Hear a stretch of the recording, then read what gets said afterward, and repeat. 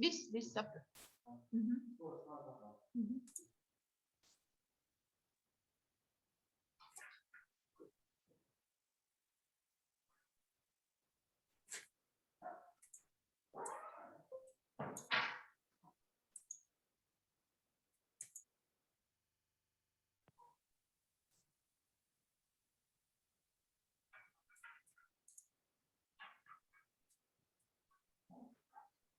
Hello.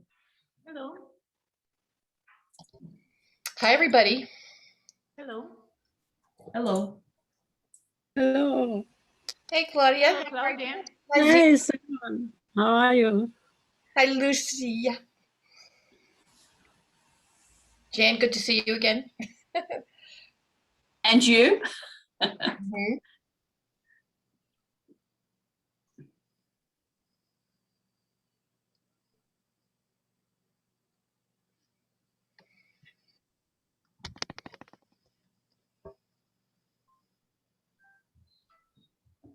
So I need During the conference, yeah. Mm-hmm.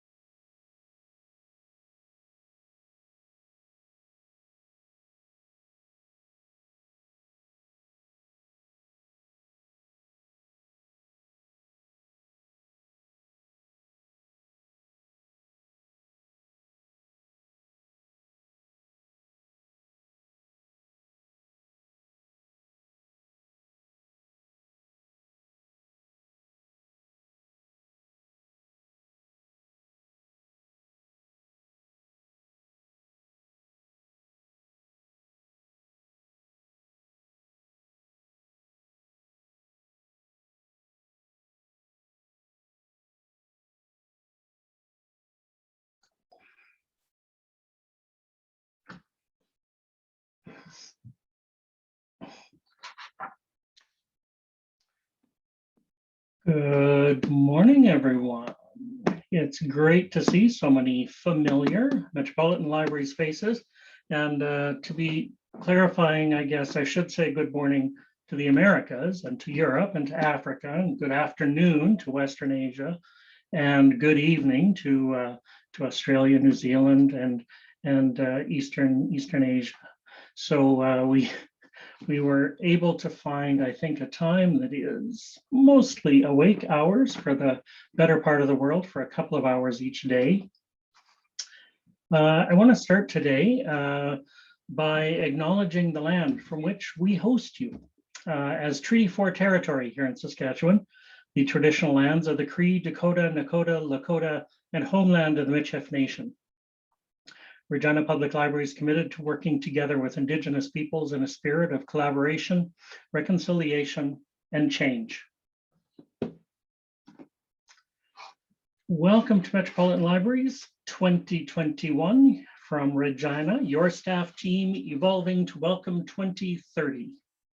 And while I know we all think that seems like a bit of a time away, we also all know that it's not actually that far away.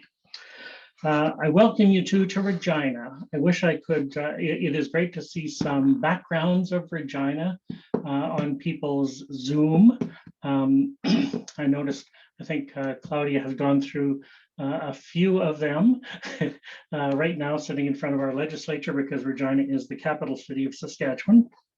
A few moments ago, I think she had a prairie scene, and one of the things about this part of the world, once you leave the city, that is what you see, agricultural land, and it is a very flat part of the country. So to set the scene for you, you are virtually in the middle of the Canadian prairie, and you're looking very spry for 4 o'clock in the morning. It's still dark outside. The sun probably will be coming up partway through the first session this morning. The sunshine I promised in my earlier message, however, has not materialized. It's usually a safe bet at this time of year, but we've had several days of rain. It's cloudy and rainy, but ultimately, as I mentioned, this is a very agricultural part of Canada. So it's been very dry, and it is great for the farmers outside the city to have this rain. So again, welcome to Regina. Without further ado, I do want to pass you on, though, to Siobhan. Siobhan Reardon is our chair and comes to us from Philadelphia, where it's not quite as early, but Siobhan is going to also provide greetings and do an introduction. Okay, well, good morning. Well, good morning here.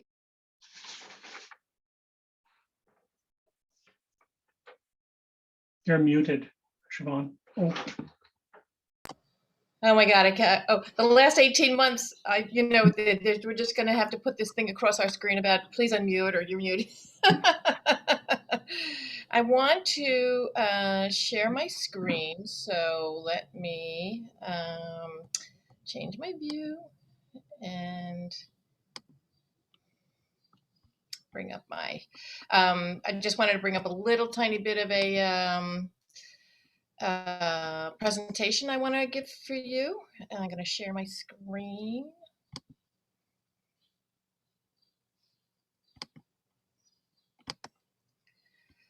There we go.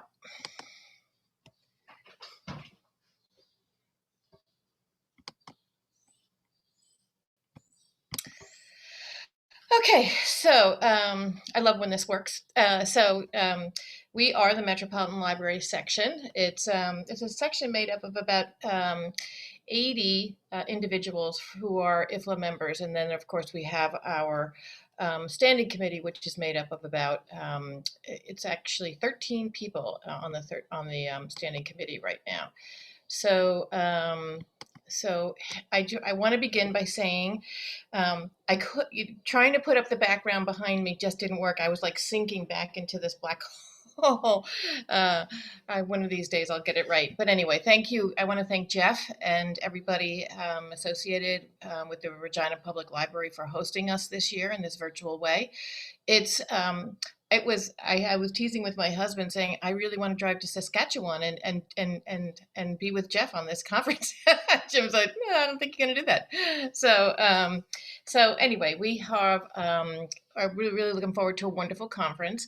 I thank everybody who has joined us today. I think, Jeff, we have over 120 participants at this stage of the game. So really pleased with the attendance and the opportunity to be able to talk all things Metropolitan Libraries for a little bit, and then on to the speakers, and then of course at the end of the session today, the Standing Committee for Metropolitan Libraries will convene for a business meeting, and you are welcome to stay on if you want, but we will conduct the business of the Standing Committee at the end today.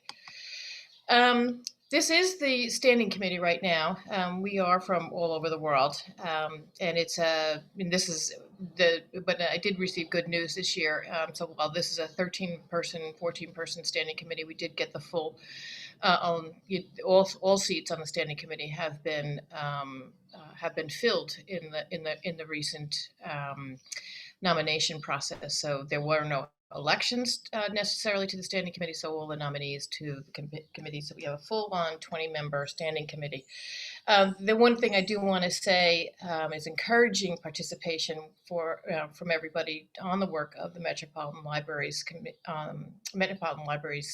Section, because there's a few of us that are going to go off this year, and so of course we'll be through some succession planning work over the next couple of months to ensure that there is that we have a president and secretary and information coordinator working together as a real team. And then I just wanted to go through the action plan that we've been working on. It's it's moments of success in some of this stuff, but it really was about how it is you make the work of the Metropolitan Libraries about capacity building, particularly for the large urban public libraries around the world. So our Metropolitan Libraries are public libraries serving more than 400,000 people, and many of the libraries that are part of the section more than meet that criterion. So this is really about how it is we sort of build the section and work on growing the influence of the section in the work of public libraries writ large. And then of course we had the second goal is about are enhancing our professional practices and strengthening the global voice of public libraries. A lot of this has to do with the metrics and building the sort of metrics narrative on behalf of Metropolitan Libraries across the world, and building and through sustainable development goals. So we have a lot of work to do. We've been somewhat successful in some of this, and we'll be discussing this in the Standing Committee today. But in planning, one of the things that Jan in our Division 1 professional Division 1 meeting yesterday was. It'll be interesting because that some of this stay, because this is work that's forever, that will always be continuing work. And one of the nice things about the changes, the Ifla changes, is that these are not just 1 or 2 year goals. These are actually going to be more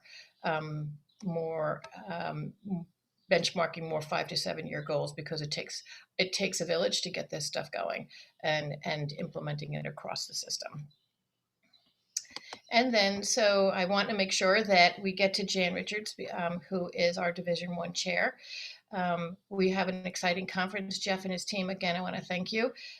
Really thrilled about the presentation and the thought leadership that has gone into this, as well as the thought leadership we'll be involved with over the next 2 days. And so at this stage of the game, again, applause to Regina Public Library. It's a beautiful place. I look forward to seeing it one of these days for real. And now I want to move on to Jan Richards for some welcome comments. Please, Jan.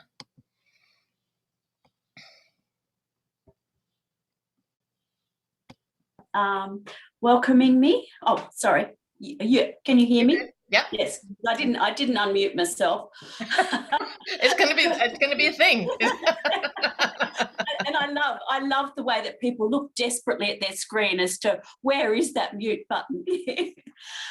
So today I'm joining you from my home off the southeast coast of Tasmania, which is Australia's southernmost island state.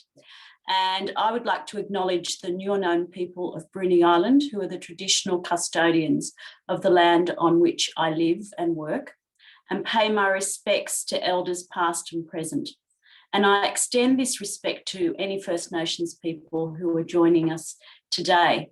Now, I've got the beautiful background of Regina in here, and I've already stolen that idea and suggested it to a few people who I know are doing virtual conferences as a really great thing to do.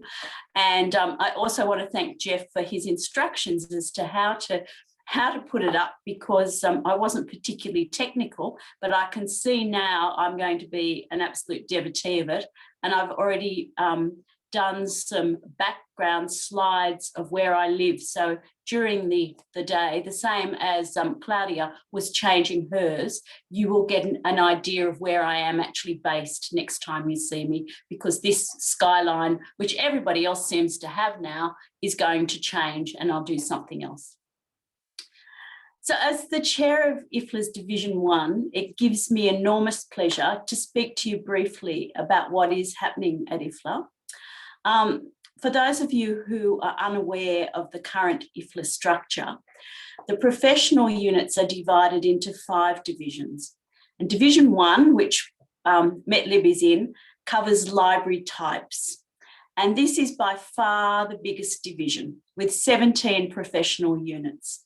And so, you know, you can think public libraries, school libraries, academic and research libraries, national libraries, and of course, metropolitan libraries. And I say currently because over the past few years, Ifla has been on a journey of transformation, and many of you will have been involved in the global vision process, where we've worked together to map a way forward for the profession and for the organisation. One of the major changes which will come into effect in August this year as part of the Congress covers the governance of Ifla. So the feedback from members was that the current model was too cumbersome and too difficult to understand. So the new model has a smaller governing board, greater engagement at a regional level, and 8 smaller divisions with similar sections grouped together. So this means that from August this year, MetLib will be part of Division A. So they've gone from Division 1, which is, you know, number 1, to Division A, which is just another word for number 1, along with 6 other sections which they have a lot in common, or which you have a lot in common with, such as public libraries and also library buildings and equipment. And those of you who do know me know that I am a public librarian, so you know our values are very much aligned. So the 2021 Ifla elections for most positions closed yesterday at noon in The Hague, and the results will be known on the 1st of June. And so good luck to anyone here who has nominated for a position. A lot of work is going on behind the scenes to make for a smooth transition. Normally, we have the opportunity, as we know, to get together and to talk about how one committee will transfer over to another. But of course, that's all going to be done virtually. And so there's a lot of work and preparation being done with many checklists, so that we can have meetings with our outgoing, our continuing and our incoming members, so that the work of Ifla and the work of the sections continues on. As Siobhan mentioned as well, there is the whole action planning process has gone from something that is changed constantly. You know, every year we were used to changing our action plan to having something that is far more viable and that allows us to really develop programs and to work on them and to see real outcomes that are tied to Ifla's goals. So, you know, I think we know that the last 18 months have been quite crazy, and we have had to rethink so many of the things that we do. And a major example of this is the 2021 World Library and Information Congress, which was to be held in Rotterdam. And I'm sure that they will be having downloadable images of Rotterdam using Regina's example.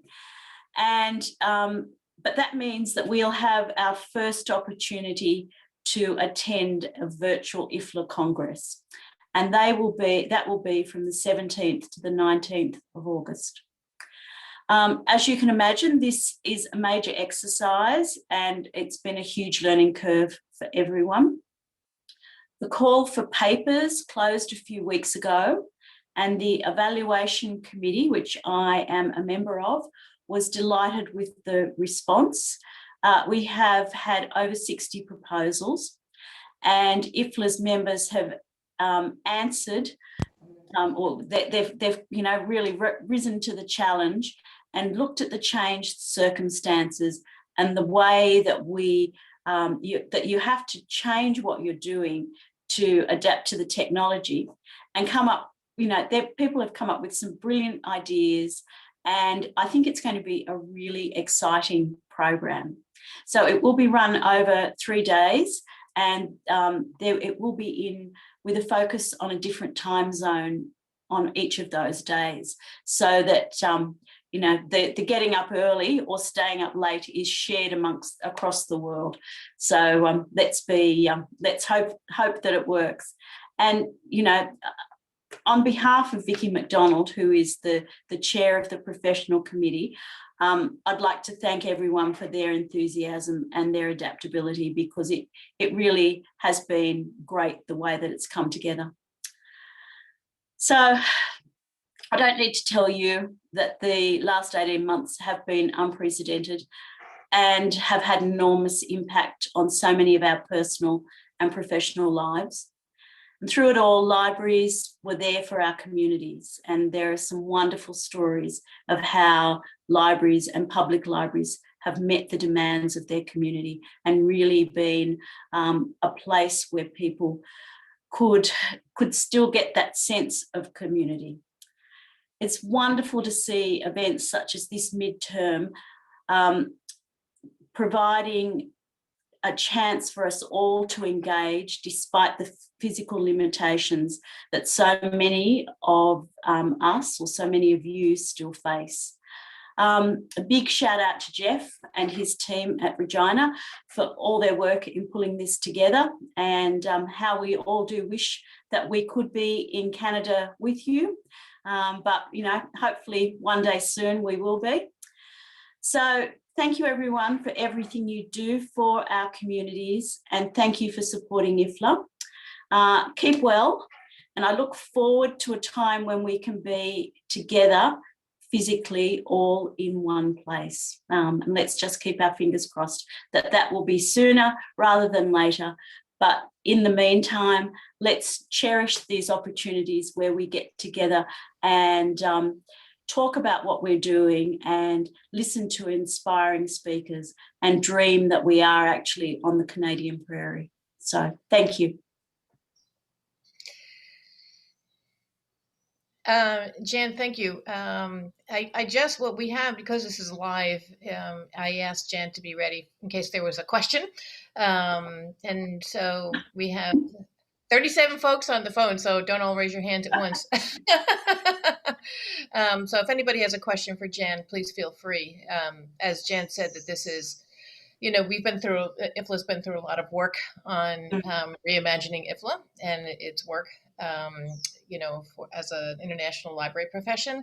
and of course, coming out of the pandemic the way that we have, and I want to acknowledge that as well. It's been quite the crisis here in the United States in living through this, and so I just want to make sure anybody have a question and clarification for Jan while we have her.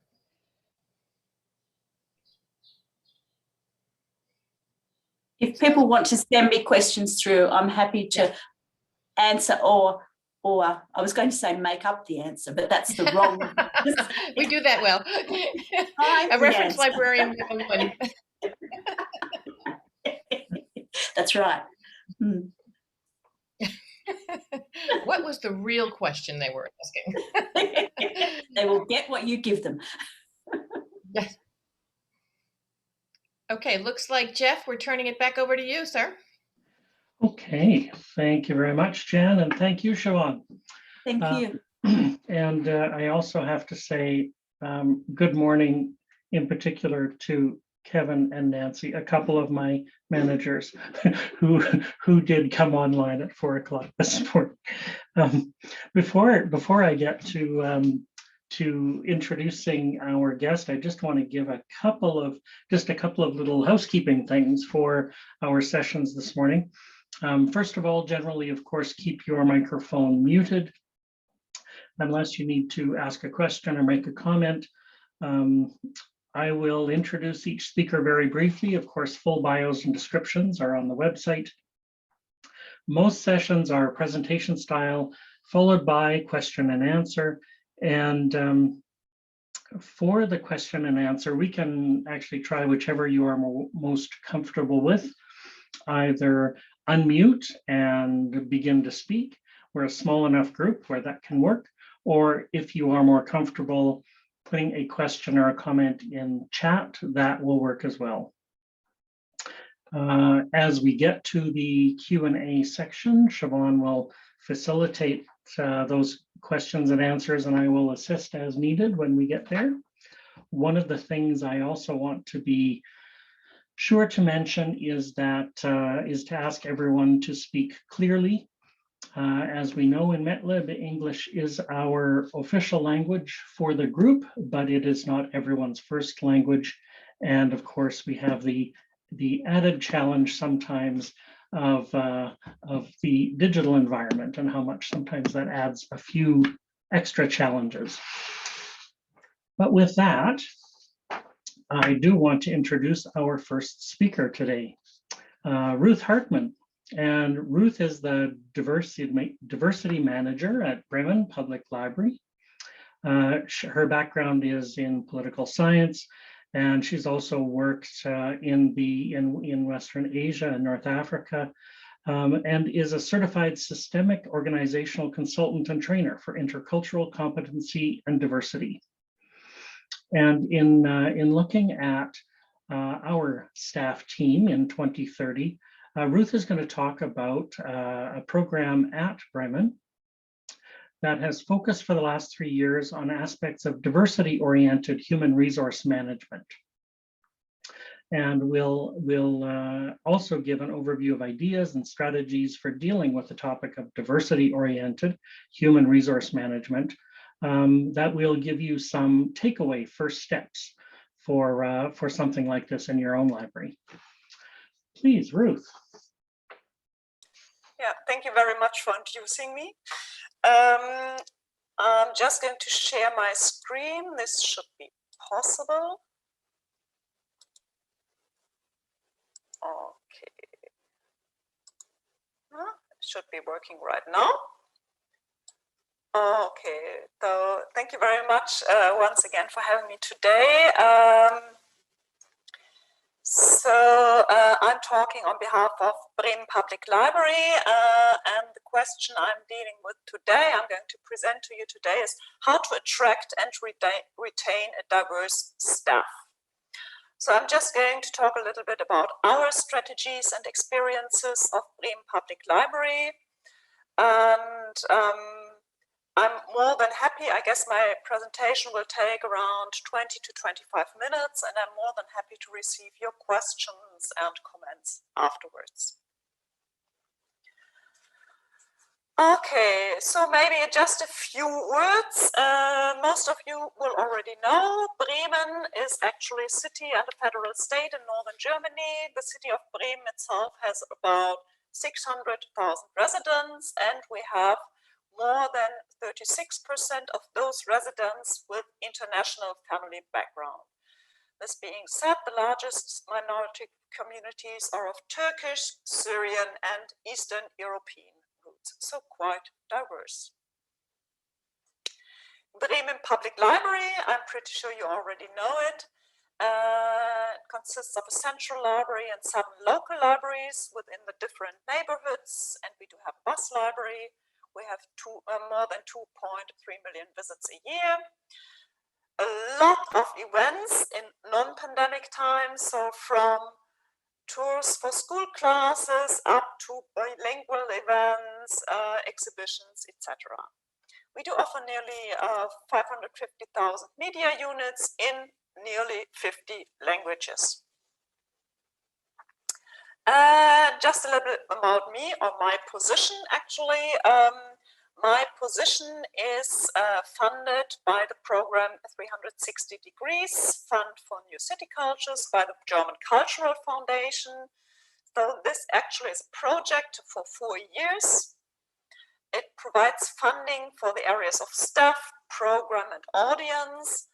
And the program supports cultural institutions such as libraries, but also museums and theaters with regards to diversity-oriented opening processes. So we do have more or less 3 pillars. The pillar of staff, who actually are we in our library, and what actually is our attitude. The pillar of program, so what do we offer for certain target groups, and the pillar of the audience, so who's actually our audience and who's not and why. I actually added some kind of base to those 3 pillars, which is the organizational development related to the question, how do we need to adjust our structures to embrace diversity as a cross-cutting issue? And this cross-cutting issue is, due to my opinion, the most important thing that concerns sustainability. Today, I'm just talking about one of those pillars, the staff. So who are we? What is our attitude? And how does it help to attract and retain a diverse staff? Of course, this pillar of staff has strong connections to all the other pillars as well.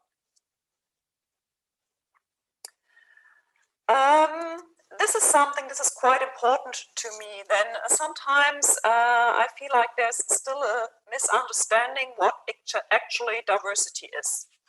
For us as Bremen Public Library, diversity is not just the cultural background. So we're not just talking about the issue of ethnic minorities or cultural minorities. We're talking about diversity in all its aspects. So this being said, it means diversity is the question of age as well as the question of gender and gender identity. It's the question of sexual orientation as well as mental and physical abilities. And of course, the ethnic background as well as, and this gets more and more important nowadays, the social background as well. This diversity wheel, it's available in English as well. In case you would like to look it up in the internet, I took this one due to copyright reasons in German. So, before I'm going to present you our projects within the Bremen Public Library, just a few words with regards to the approach I choose. I actually choose with all my projects and within the process as a whole, a circular approach. This means that it's not some kind of linear. All aspects can run in parallel or even can switch in order, but it's more or less really a circle. So we have the topic of evaluation. So what actually is the status quo in our library? Who are we and what actually is our attitude. We do have the topic of information. Which skills and which information do our staff actually needs with regards to diversity? And how can we, as a library, support them on their way? And you have the question on how to ensure sustainability. How do we need to adjust our structures and procedures so that this is not just an approach for 4 years and then the project funding is over and we can go on with another topic. So this is more or less the most important thing. Let's start. I'm trying just to align my presentation a little bit on those 3 aspects. So let's start with evaluation. So I started in the Bremen Public Library in summer of 2018, and one of the first questions I asked myself was, how actually do we as a library present ourselves to future trainees and employees, since we want to attract those trainees and employees?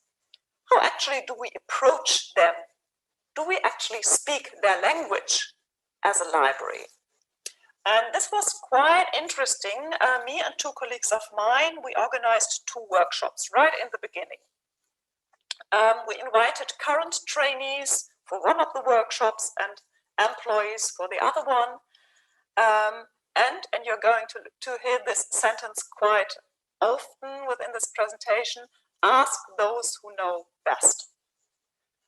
And within those 2 workshops, we discussed questions like, what do you as employees at Bremen Public Library think is still lacking in our staff with regards to diversity?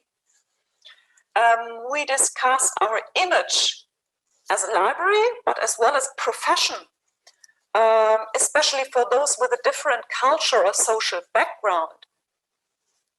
And we discussed how we need to adjust our communication channels, our recruitment and our onboarding process in order to not only attract, but to retain those diverse staff.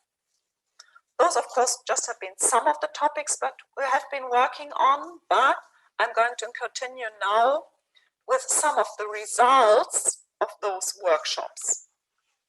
And those are really just some of the results, and it's still work in progress. What we found out during our workshop was that working in the library and the profession of working in a library has, of course, is still related with some stereotypes. So we had to adjust our communication channels. We had to think about how can we actually refer to those stereotypes and work with them. And what did we do? At first, we established something that is called Trainee Tour. We readjusted our communication channels. So usually, you know, you have some kind of information, you put it on your website, and then you hope that the target groups are going to read those informations, but this is not working. And this is something our trainees told us right here. So what did we do? We did some invitation cards. We distributed them to all schools in Bremen. We distributed them to communities, to religious communities, to our network partners, and invited them to a trainee tour. What is a trainee tour? This is a tour where interested young people are guided through the libraries by our actual trainees, and thus get to know the different aspects of training. This was quite a success, this tour. Of course, 2020 we had to pause due to COVID, but in 2019 we had just 15 participants, but after the tour all of those 15 participants applied to our trainee program. So for us, this was a huge success. What did we do as well?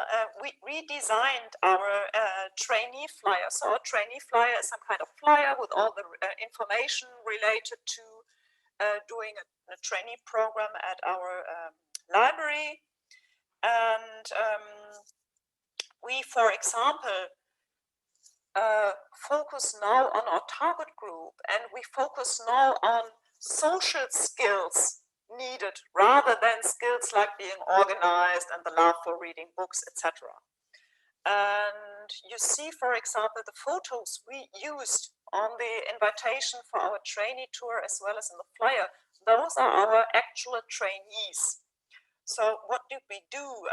We wanted to stress authenticity and approachability. So, you know, the effect, oh, I have seen this person on the invitation card, and now he's actually working in the library and he's going to be a colleague of mine. So this is what we wanted to achieve. What did we do as well? We have revised, for example, our welcome folder. So within the onboarding process, the first thing a new employee gets is our welcome folder. And within one of the workshops, our colleagues told us, this is not personal at all.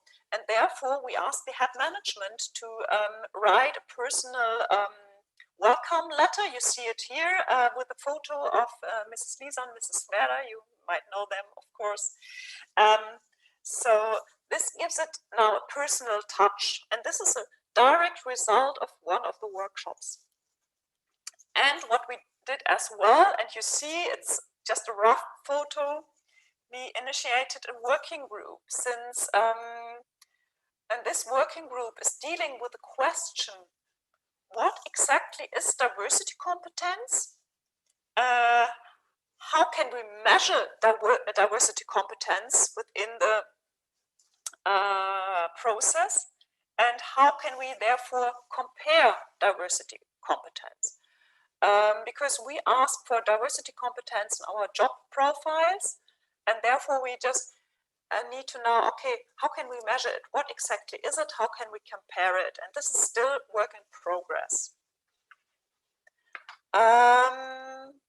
Okay, before I continue to the next slide,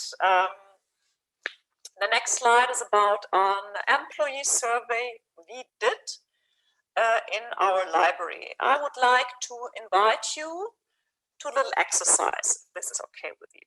It just takes 1 minute, I guess, maximum of 2 minutes. I would like to ask all of you to kindly close your eyes and imagine your staff right in front of your eyes. The colleagues you're working with in your library, your direct staff. Just imagine your staff with regards to cultural, to social background, to religion, age, gender, whatever comes into your mind.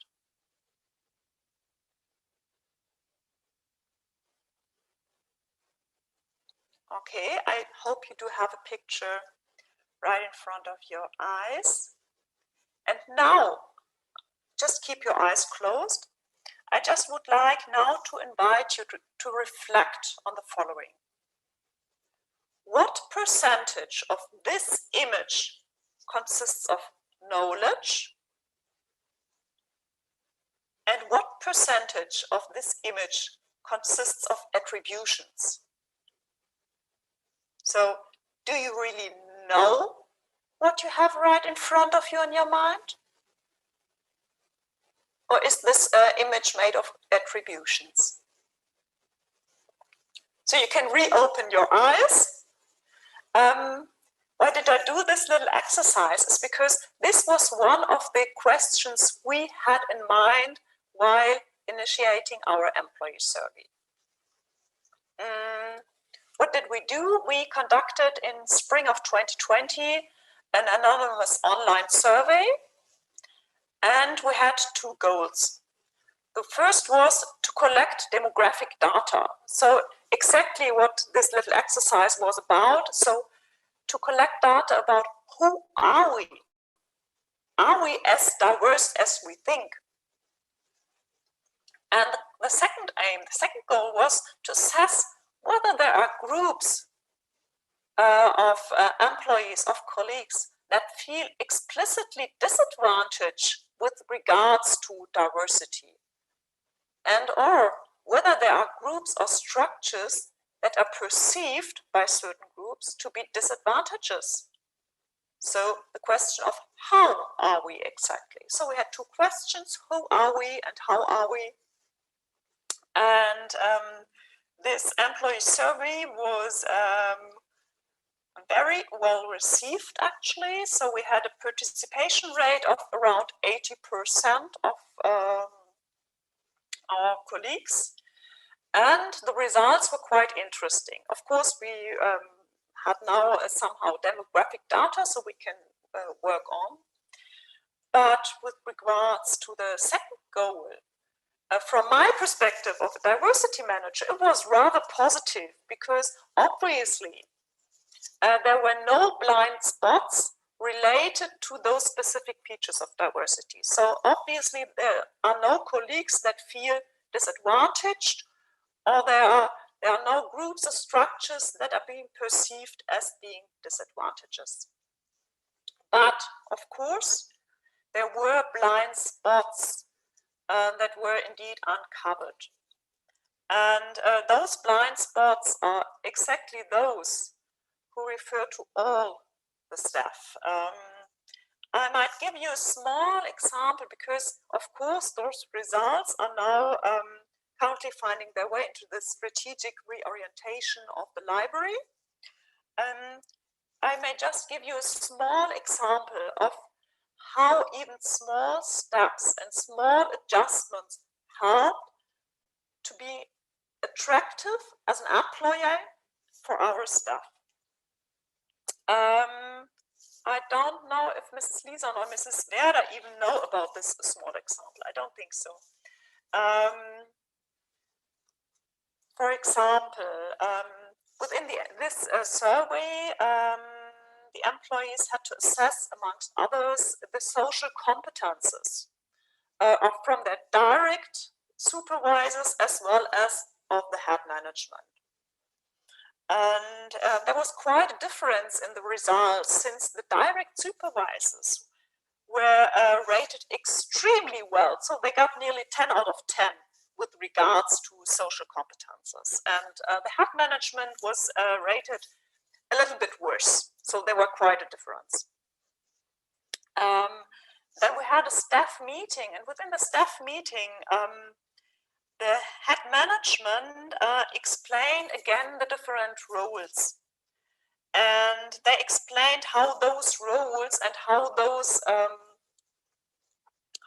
responsibilities in the library are related to certain competences. So, for example, why the direct supervisors do need a high social competence, whereas social competences might not be as important for the head management. And a few days later, I remember I was talking to a colleague of mine. She was working at the customer service, and she talked to me and she was like, Ruth, now it became clear to me for the very first time why the management, the head management, acts the way they do. I didn't know it beforehand, and now for me I see it with completely different eyes. Now I know why my direct supervisor is so important for me. And this was great, because this was just a small adjustment, just one explanation, and it changed within the mindset of the colleagues. And you may ask now, how does it relate to diverse staff? Of course, it's important for all staff, but it was a way of building up trust and a way of understanding why certain structures are the way they are. Let's continue with the aspects of information. Diversity trainings are at Bremen Public Library are a very important part of the library's diversity concept. Since due to our opinion, they set the ground for a low bias attitude. And this is something I did not establish. It had been established long before me. So each and every employee at Bremen Public Library is obliged to attend a 2-day diversity training. We do offer for interested employees the opportunity to take part in an intensive further training to become diversity facilitators. Currently, we do have several facilitators in the library. For example, our head of Central Library is a diversity facilitator, as well as our HR developer. And those facilitators are of huge help for my work, because those are the colleagues who are responsible for the sustainability of the project I'm currently doing. We do offer in-house trainings ranging from topics such as health management to Islam or Judaism, physical abilities, or even queerness. Those in-house trainings, they are rather short, they are 2 to 3 hours. And we even have colleagues who offer to speak on a particular topic. And it's not just about getting information, providing information on a certain topic, but it's about discussing those topics as well. It's networking within the structures of the library. And what we do as well, we do foster exchange formats within our library, such as working groups or bar camps on topics such as gender-sensitive language, job shadowing abroad, or even the United Nations Sustainable Development Goals. Why do I mention those working groups? Due to my perspective, they are ideal. At first, they pick up on interests and competences within the staff. Second, they do facilitate networking, and they promote participations. So this is perfect idea for getting your staff involved and getting them interested in the topic of diversity. Something else we did with regards to information. We did organize last year in September, so it was quite a hustle within COVID times. We did organize a symposium on diversity-oriented staff recruitment and development in the library sector. So this was a symposium with around 50 guests. So we had to limit it due to COVID. And the idea was to do a nationwide exchange and do networking with experts from libraries and other cultural institutions. So we had guests from all over Germany, and we discussed topics such as, what does a discrimination-free workplace look like, and does it even exist? How is it to work in multi-generational teams? So a topic that is really interesting for libraries nowadays. How can diversity be established as part of a strategic HR development? So those are just some of the topics we have been discussing. And why do I mention it? Of course, we as a library with the funding due to the German Cultural Foundation, we have those financial means. But one thing that was really important for me is that project funding does not guarantee that we do it better than anyone else. And this was the main idea related to this symposium. Everyone has best practice and worst practice, and success does not relate to the project funding at all. So it was a really interesting symposium. For those who are who do speak German, you still find the presentations on our YouTube channel. Okay, let's switch to the issue of ensuring sustainability. We have now a lot of ideas, symposiums, surveys, some projects, tours, etc. But this is nice. But how can we ensure that they are sustainable? So there are some aspects that do not just relate to staff, but to all projects on diversity as a whole. You do need the commitment of the management. So in everything I do, it's not like Ruth is doing this or that. It's the idea of the management. And this is the most important thing, because once the management supports the ideas of diversity within the staff, it's getting sustainable. Make sure that the topic of diversity in staff is a cross-cutting one. I'm not working in my diversity bubble all alone, so you do have to work together with your colleagues. Involve, and I told you already, involve those who are experts, your diverse staff. They know it best. They bring in another perspective. They are eye-openers, literally. Diversity on the entry level is nice and it's a perfect beginning. But on the management level, it's necessary. So the long-term view always has to be to have diversity, not just on the entrance level.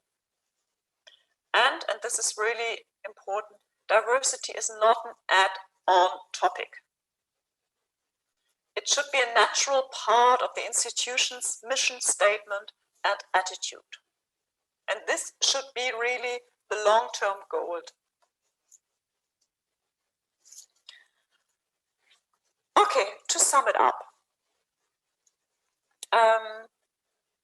From my perspective, from my experience, what is necessary in order to foster a more diverse staff? Evaluate your status quo. So what can be built on and what is already going well? Because I'm pretty sure in each and every library, there's something going really well. And this is one of the results of the symposium we had. Set your goals. So what do you want to achieve within a certain time? Think smart. This means that short-term wins are of highest importance because they might keep up your and your colleagues' spirits. I remember once we started with a project, it was like, okay, we need this and that percentage of employees with a certain cultural background within the upcoming 2 or 3 years. I don't know what exactly it was, but we were like, this is not going to happen because those are goals that are far from being realistic. So start with small steps, especially once you do not have a project funding as we do. Take advantage of your staff once again. Small steps are better than no steps. This is especially related to funding. When I discuss with colleagues, with other institutions, they're like, oh, we don't have the funding, you do have, so we are going to wait with our steps. I'm saying no, because there are steps that can be done without any funding. This being said, of course, you do need resources, and those are not just financial resources. They are, I guess, more important is the resource of time, because diversity is not an add-on. Don't be afraid of sharing setbacks and worst practice. You are not alone. I'm going to show you my last slide afterwards, and there you know what I'm going to want to say. And this is really important. Doing good and not talking about is not very helpful. Diversity in the workforce, in the staff today is a competitive advantage. So once you're doing your first steps and you even have those short-term wins, you have to communicate it, because this gives you the competitive advantage to attract and even retain a diverse staff. So I just would like to end my presentation with the last slide. And this might be a little bit confusing, but I love actually this slide. This slide is something a colleague of mine created, and within this slide, she describes the way of establishing diversity in the workforce. So you see a road with many curves, with junctions, with dead ends, and you even see that the goal is with some question marks. So even the goal might change. But, and this is what she wants to say with these slides, and I love it. It is way more important to start, even though there are dead ends and junctions. It is important to learn and to proceed. Thank you very much. Now I'm going to end my presentation, and I'm totally looking forward to your questions and remarks.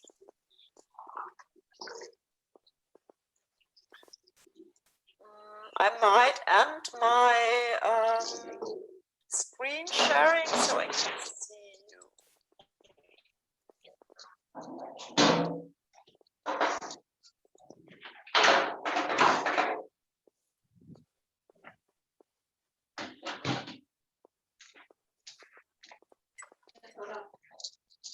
Oh, So, okay, I just see the chat. There are no questions right now. Jeff, I'm giving back to you, maybe. So I'm going to jump in. It's Siobhan.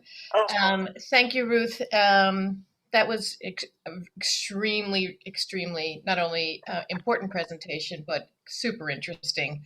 I have pages of notes.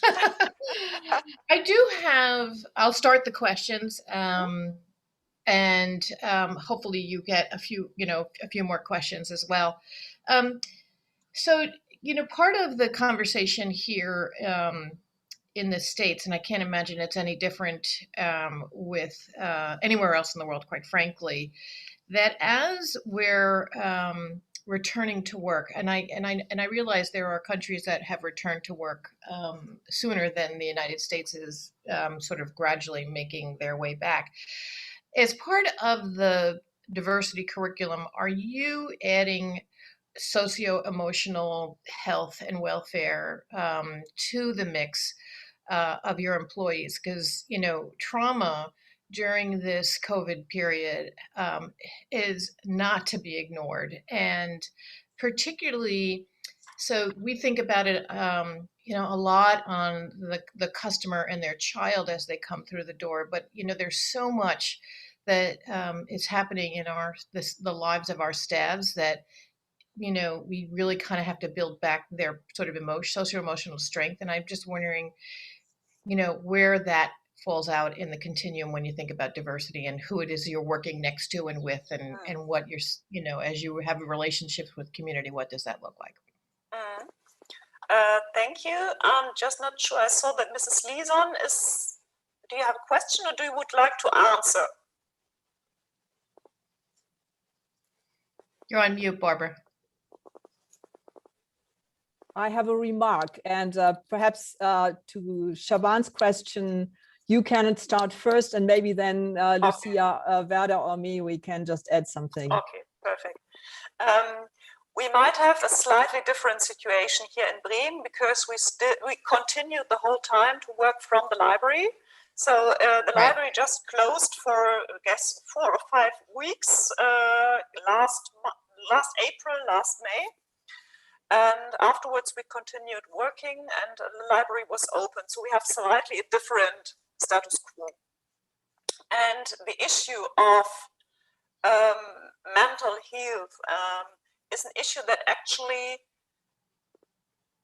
we have been focusing on for quite some time. So I just mentioned those small in-house trainings. There are throughout the years always in-house trainings as well, focusing on mental health, and the offers not just the library but the city of Bremen has as well. So this is something that is not completely new. And I do hope that this answers a little bit. I'm pretty sure that Mrs. Liesson or Mrs. Werder can add from their perspective as the head management. I'm pretty sure that they know it even a little bit better than me. Lucia, do you want to start or shall I start? Would you want to start? Do you start, Barbara? Then I maybe add something. Okay. Yeah, the difference surely is that we did not have this long period of no staff in the library. Just 6 weeks we were closed, and we opened on the 4th of May last year already.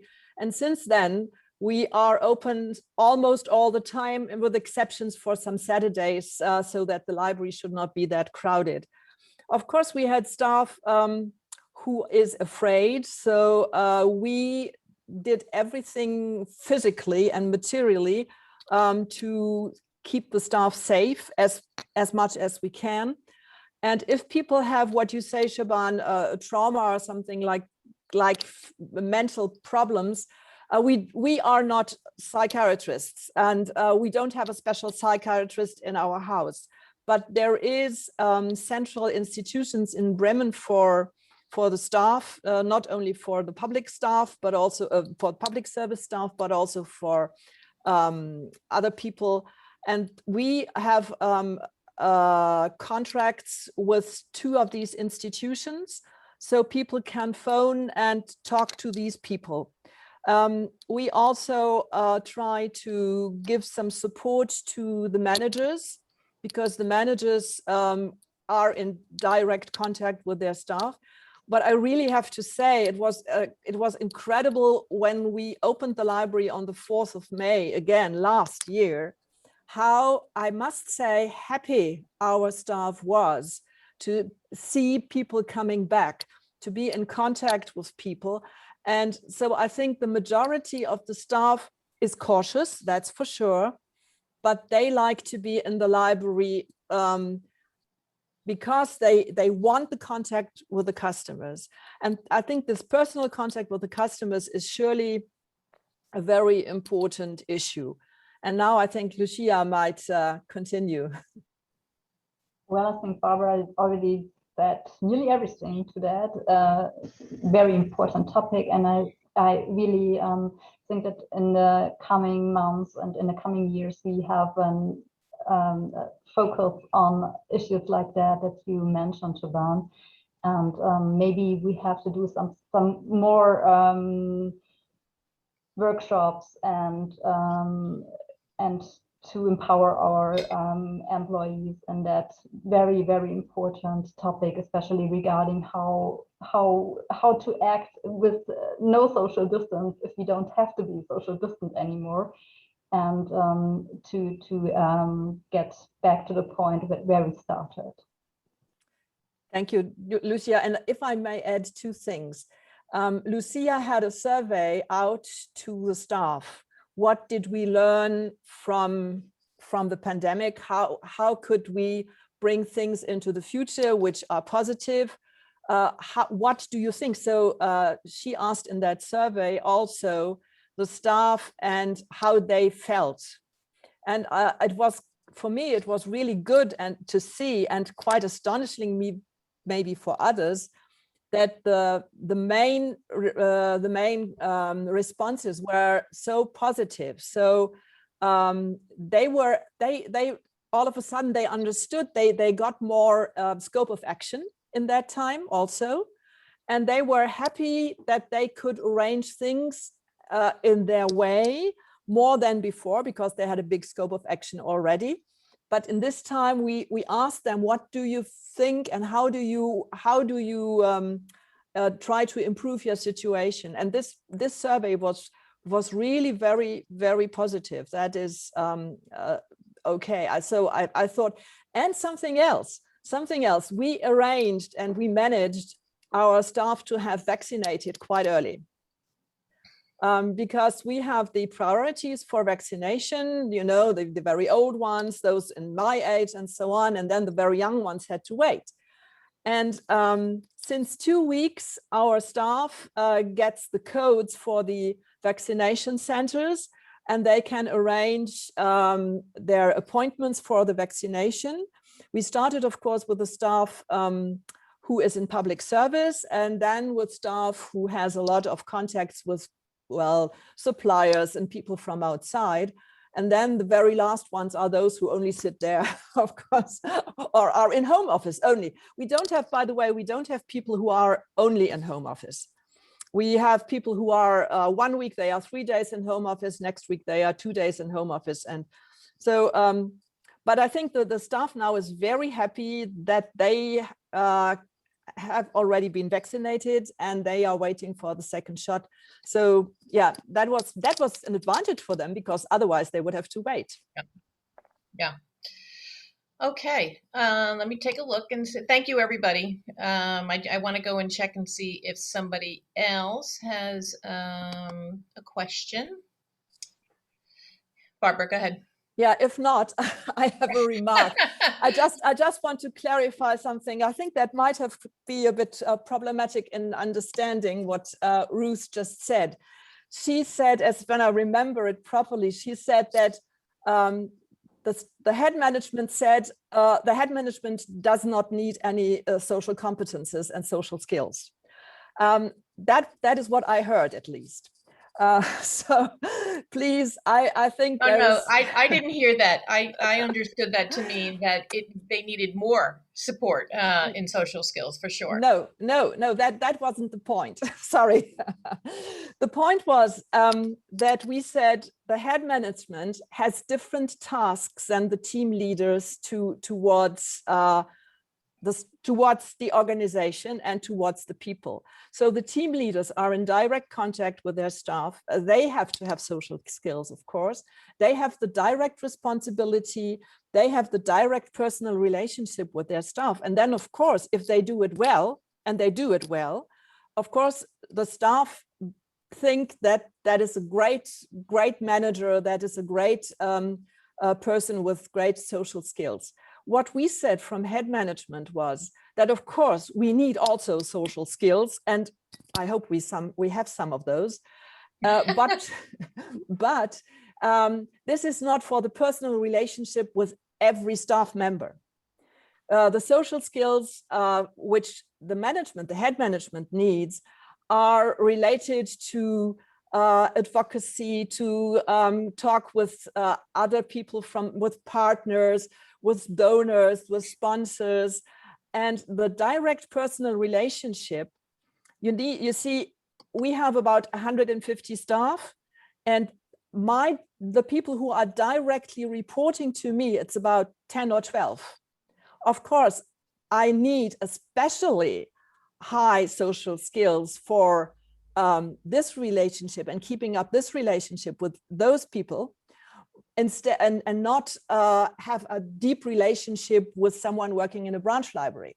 So that is a different, and I think that was not very clear at the moment. So I just wanted to comment that. Okay, thank you. Thank you for clarifying. This is what I wanted to say initially. Maybe just one small remark related to COVID and the situation, because we have this structure and this close relationship between the direct supervisors and their teams. It's pretty easy to grasp if there are some fears or some traumata coming up, and this close relationship and the social skills of those direct supervisors as well did help for getting along with the situation right now. So, and thank you for clarifying once again. Since Mrs. Lison is my direct supervisor, I can tell you that there are, of course, social skills. I don't think anybody understood. Thank you very much. Social skills. Okay, let's move on. We're kind of hanging on this one. Jeff, you're up. Oh. Excuse me. I just going back, I think it was a little earlier, Ruth, in your presentation when you were talking about the challenge of measuring diversity competence. And I recall that you said that you haven't quite figured out how you're going to do that yet. I am curious though, if you, in terms of your thinking about that, do you have a particular approach you're trying to figure out? Do you have a some things you're looking at that might help you? I know you haven't decided, but I'm curious where your thought process is. Yes, I'm just trying to open it because this is a quite interesting question. Can I find it right away? Yes, there, I do have it.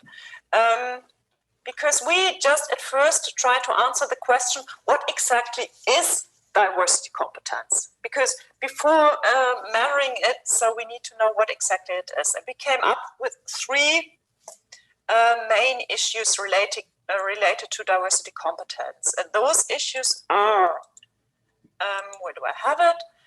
It's about qualification and information. So really, literally knowing what is diversity, what are the certain aspects of diversity. This is something you can easily learn.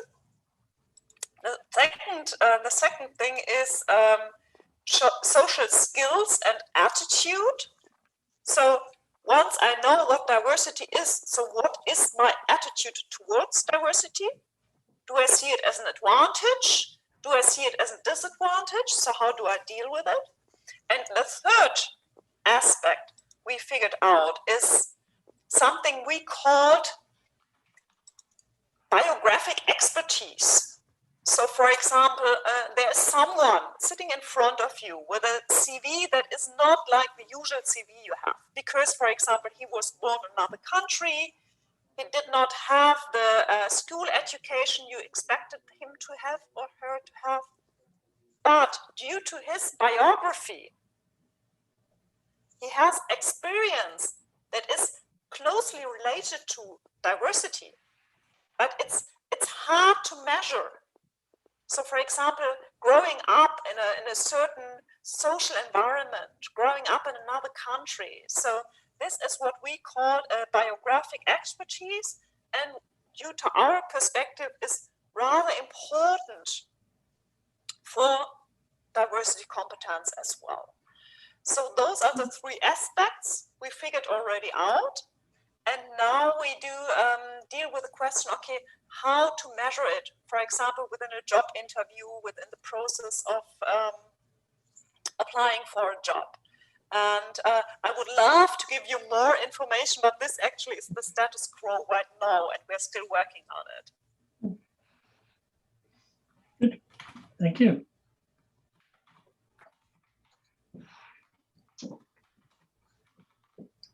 I don't see anybody else with a question. I think what we'll do now, Ruth, is if anybody has any questions, we will send them your way if there is in fact a question. So Jeff, thank you, Ruth. It was fabulous, fabulous presentation. Really enjoyed it tremendously. Thank you very much. Jeff, you do have my presentation. You can provide it to the participants. I just would like to send you, since I'm out of office, I'm going to send you the email address of my colleague who is actually the HR developer. So if there are any questions related to HR management, diversity-oriented management, she's more than happy to answer it as well. Great. So thank you very much for having me. And yes, the presentations are posted following the conference. So thank you very much. All right. Thank you, Ruth. Jeff, you're back. Mm-hmm. And we have just a few minutes to get ready for our next presentation. I've seen Lourdes come in.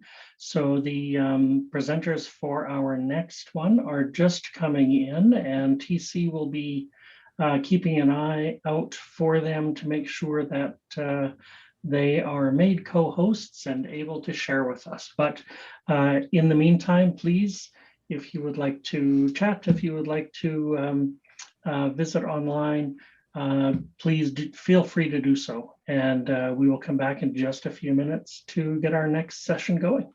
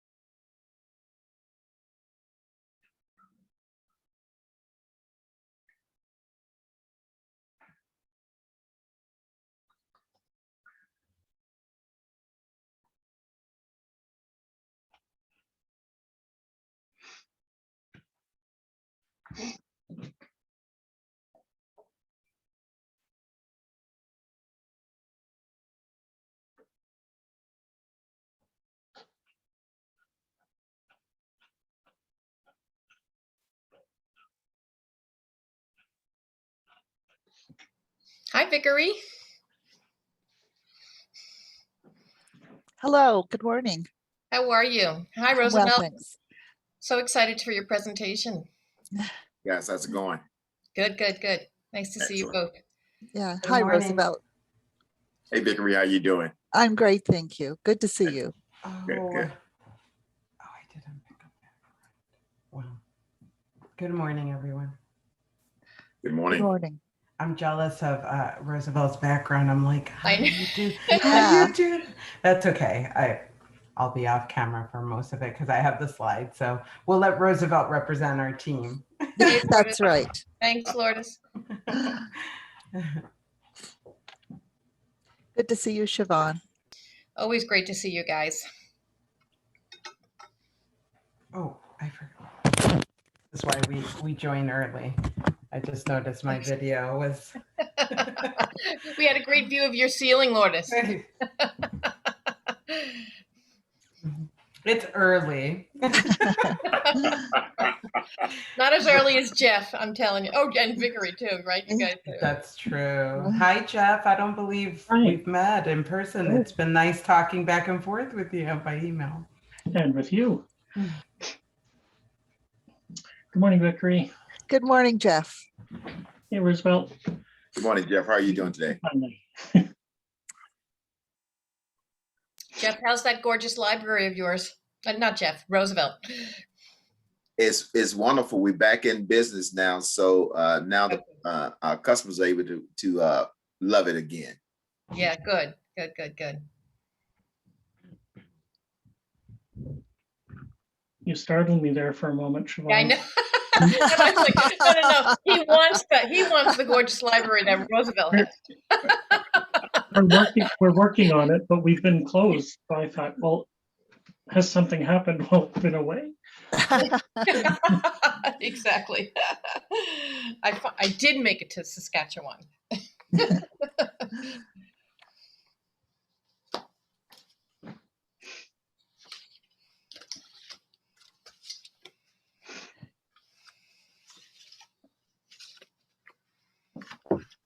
So Roosevelt, everything's opened up in Austin now? We only have 12 of our locations that's open. Okay. Starting in July, no, the end of June, we'll open the other 10 locations. Good, good, good, good. But we only just providing, light browsing and computer usage. We'll start in-house programming in August. Good. How about you, Vickery? We are at curbside service for 82 of our branches. And we're anticipating we'll be able to open up for computer access around the middle of June, but it's tied to the vaccination targets that the province has. So if they hit the targets, we'll be able to do that. Good, good.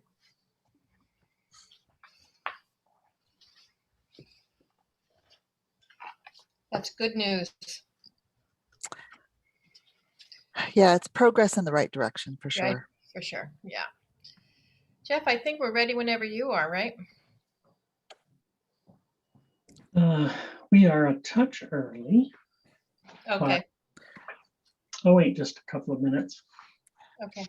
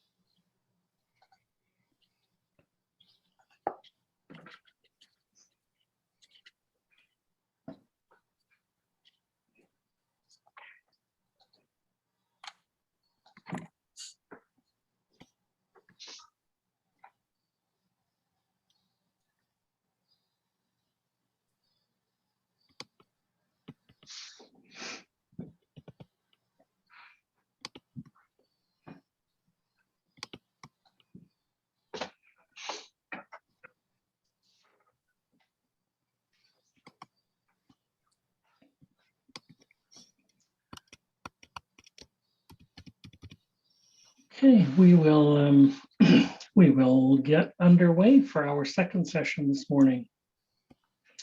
And for our second session this morning, why data fluency is crucial for the future of libraries.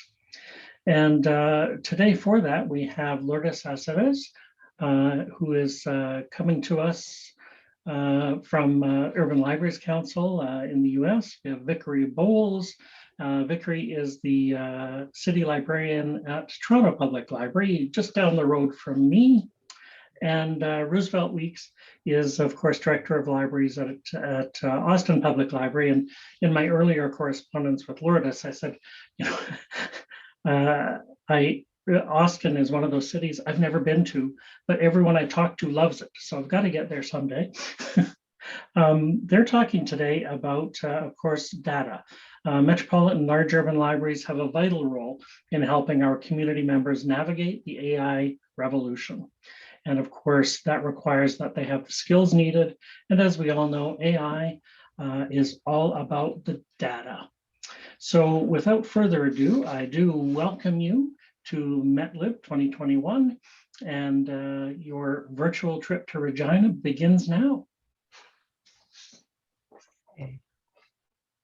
So I should be.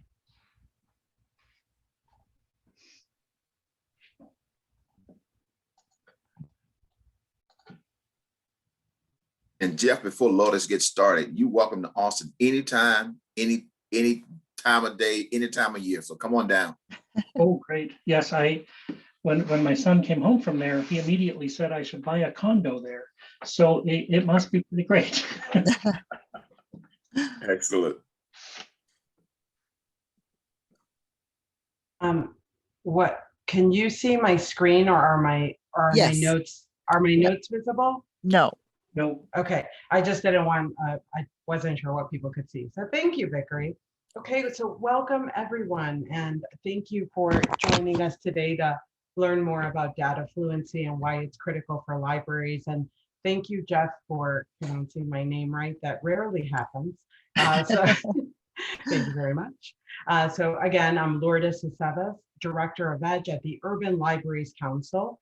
And I know that we're speaking with an international audience today, so I just want to say the Urban Libraries Council, also known as ULC, provides a forum for library leaders across North America to share best practices and innovative ideas that inspire programs that support 21st century learning, a strong economy, and an active democracy.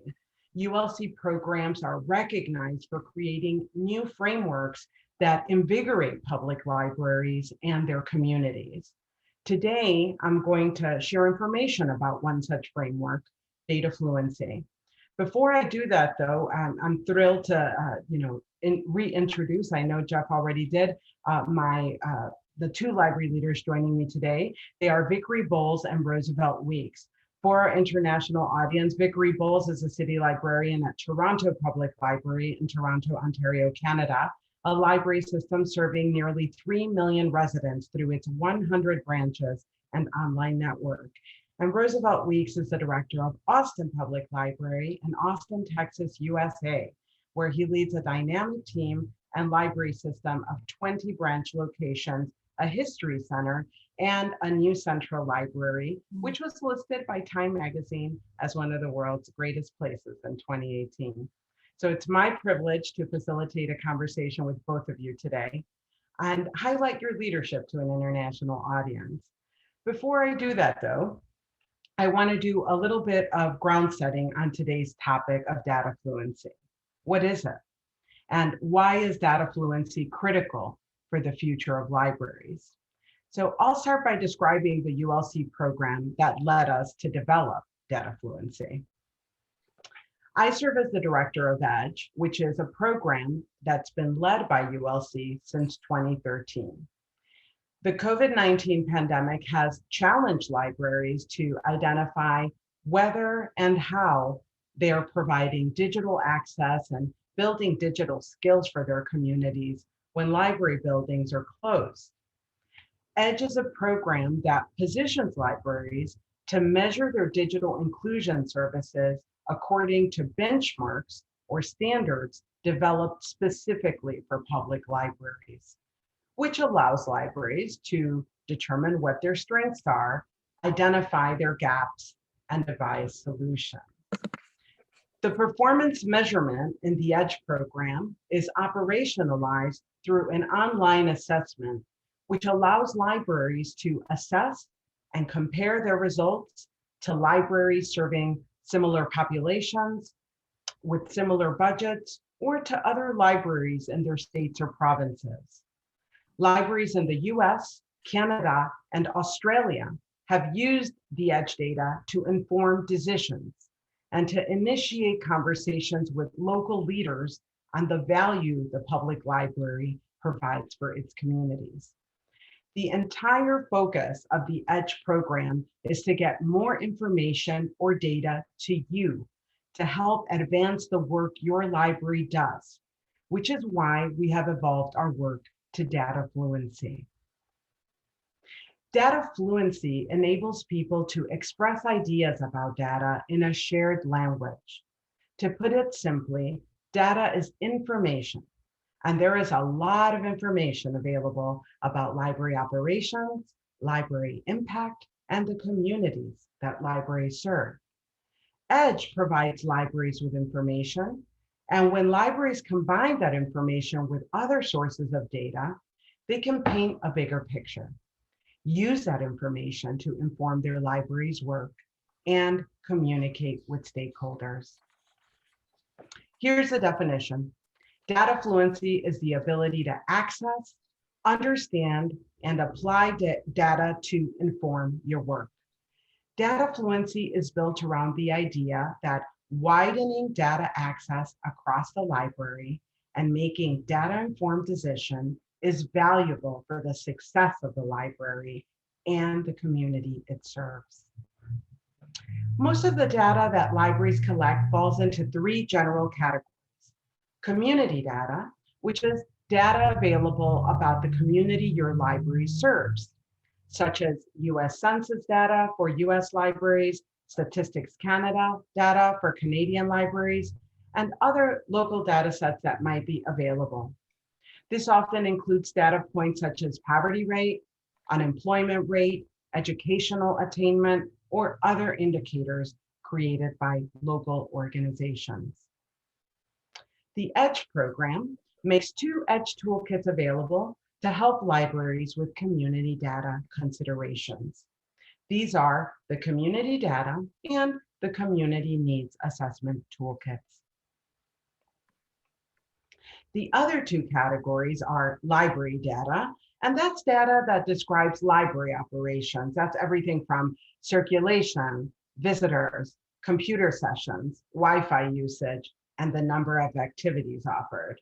And there's program data, which is data on program participation, such as participant experience and impact. Together, these are the 3 pillars of the data fluency program we've developed.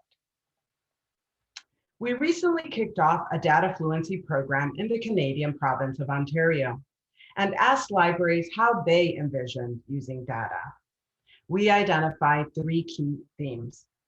Libraries want to know more about their community needs. Libraries understand the importance of aligning what the library offers with community priorities. So they need the tools and guidance to collect the right data, the best data that positions them to meet the most urgent needs during the pandemic and beyond. Second, libraries may have too much data.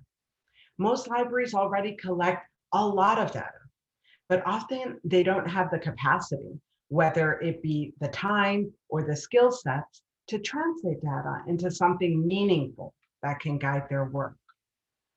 Last, libraries want to use data in their storytelling.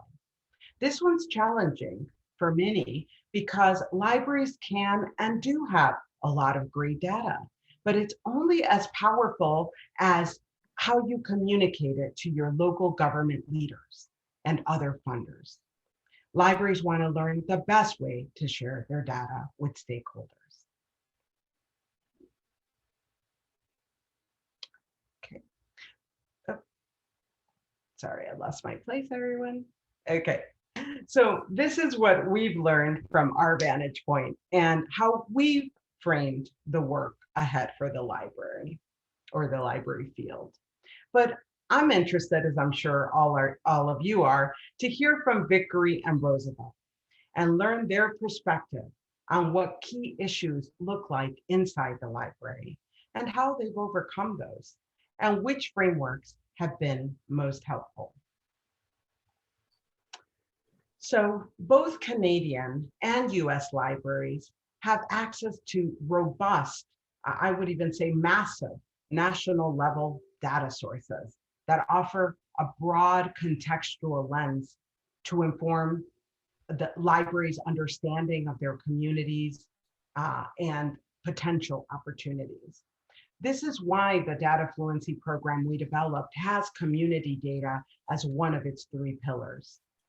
Given that, my first question is, how has your library used demographic data strategically to identify and address challenges facing your community? Vickery, let's kick off our discussion with your perspective. What has that looked like at TPL?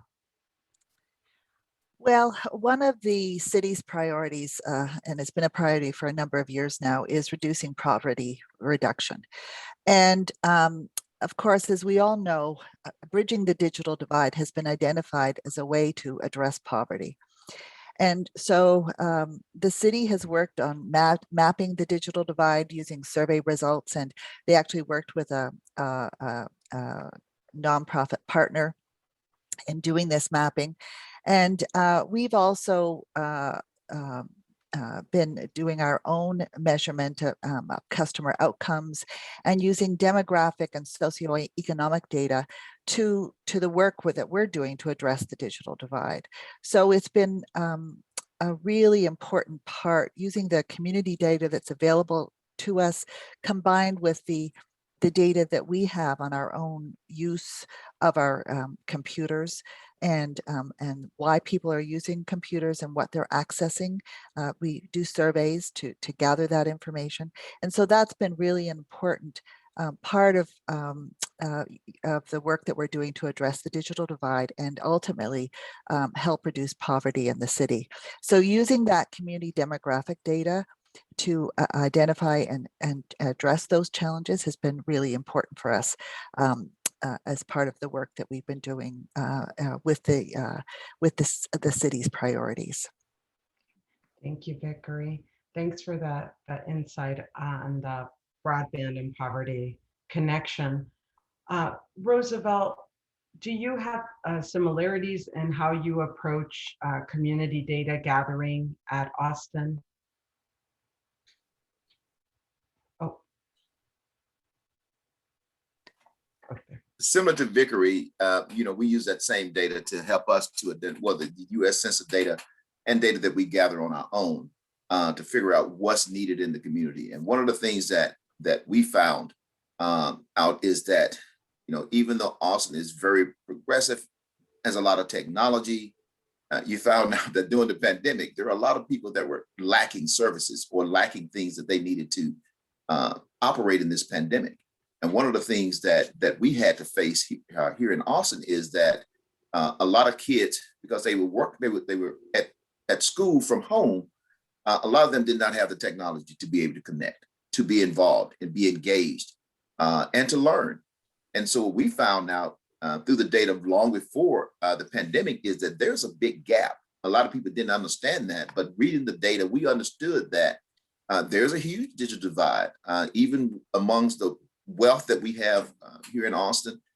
There's a segment of our population that still not connected, still, they had the phones with the data, but it was not enough data when you're talking about 4 and 5 people trying to use that same data plan to do work or to use the bandwidth for that. It's not efficient or enough to support a family when you have 2 parents in the home or 1 parent in the home that's working from home, and then you have kids that's using that same technology. It just wasn't enough. And so what we end up having to do is to use some of our technology, some of our hotspots to be able to go into these homes.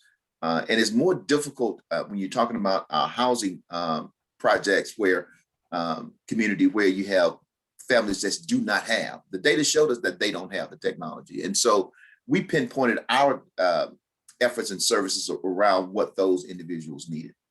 And also one of the things that we found out is that, you know, a lot of people are employed, but they're underemployed, meaning that they barely making it. They can't support their families on the money that they made. And so one of the programs and services that we offered is that we offered a welding class. You know, here in Austin, the economy is booming. There's a lot of stuff that's going on here in Austin. And so there was a big need for HVAC, welding, construction type jobs. And we offered a class in one of our hard hit areas, a welding class.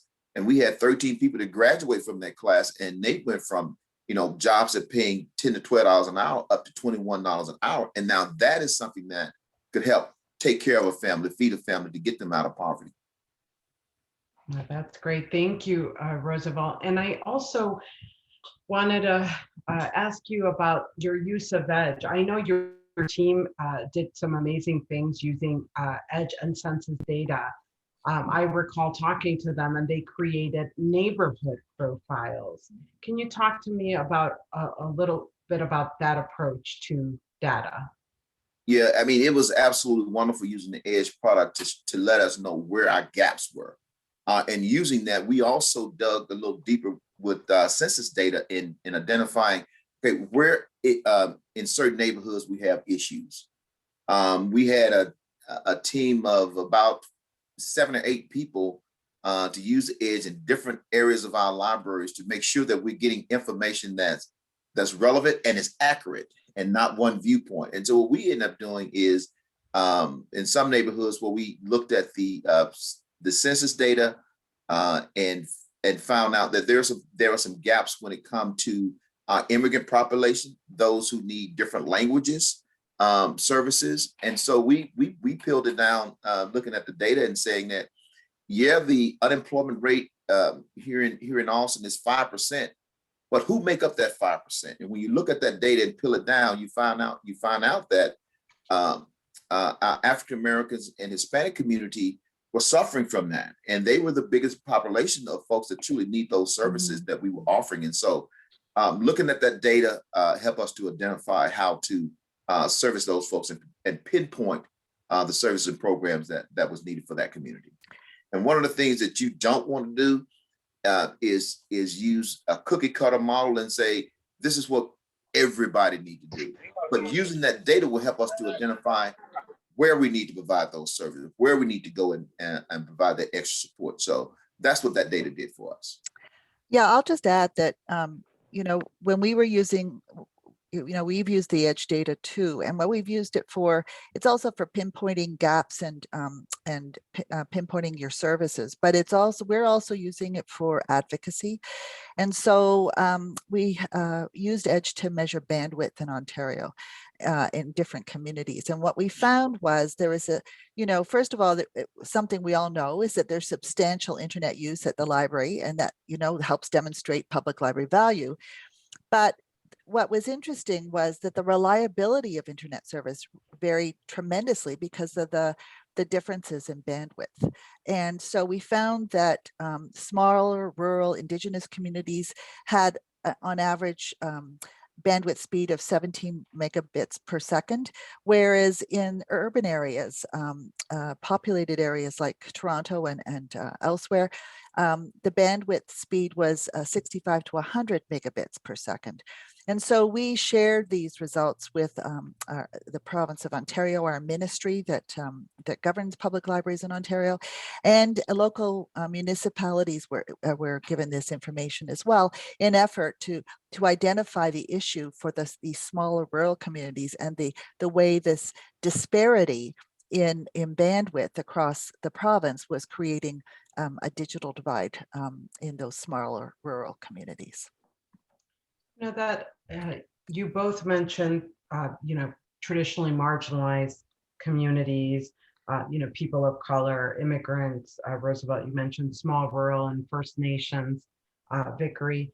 in our work with libraries, we've learned that the data, in part, even the large data sets that both countries collect, does not always reflect all communities equally.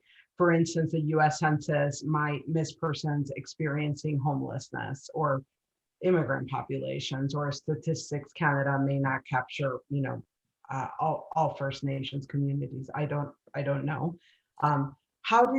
What is your data approach to making sure that you give voice and you provide services to these traditionally marginalized communities? I'm especially curious because Roosevelt, you said you use the US Census, but your team also gathers its own data. So this question's for both of you.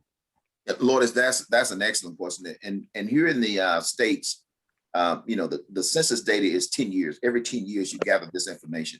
And so that's a wide gap when you're talking about communities that are changing on a regular basis because of immigration, or whether it's the local, state, national political scene and changing communities, whether there's gentrification going on. So communities are changing.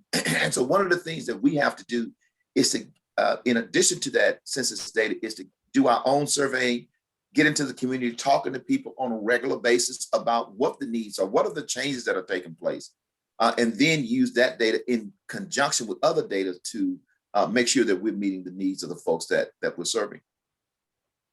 Thank you. Yeah, I'll just add to that we've been doing our own surveying as well and developing our own toolkits and methodologies to measure outcomes. And so, for instance, in 2013, we worked with a local university to develop a methodology that measures economic value of public libraries, of Toronto Public Library in Toronto, for instance. And the result was that TPL has an economic impact of $1 billion, or a value of over $5 for every dollar spent. So that at the time was really important to us because we were being challenged at the municipal level about the value of the public library. So we decided we should demonstrate economic value, that would be a good thing to do. But more recently, we've developed a technology assessment toolkit that complements EDGE, and it's called Bridge. And what Bridge does, it really focuses on measuring customers' use of library technology and the outcomes associated with that use. It's used, this toolkit is also, like EDGE, used throughout Ontario, and it measures digital inclusion and digital literacy outcomes in our communities. And so the most recent evaluation was of 25,000 customers and their responses with 50 partner libraries in Ontario, and they represented small, medium, large, urban, Indigenous libraries. And we got results such as 58% said public libraries were their only access to the internet.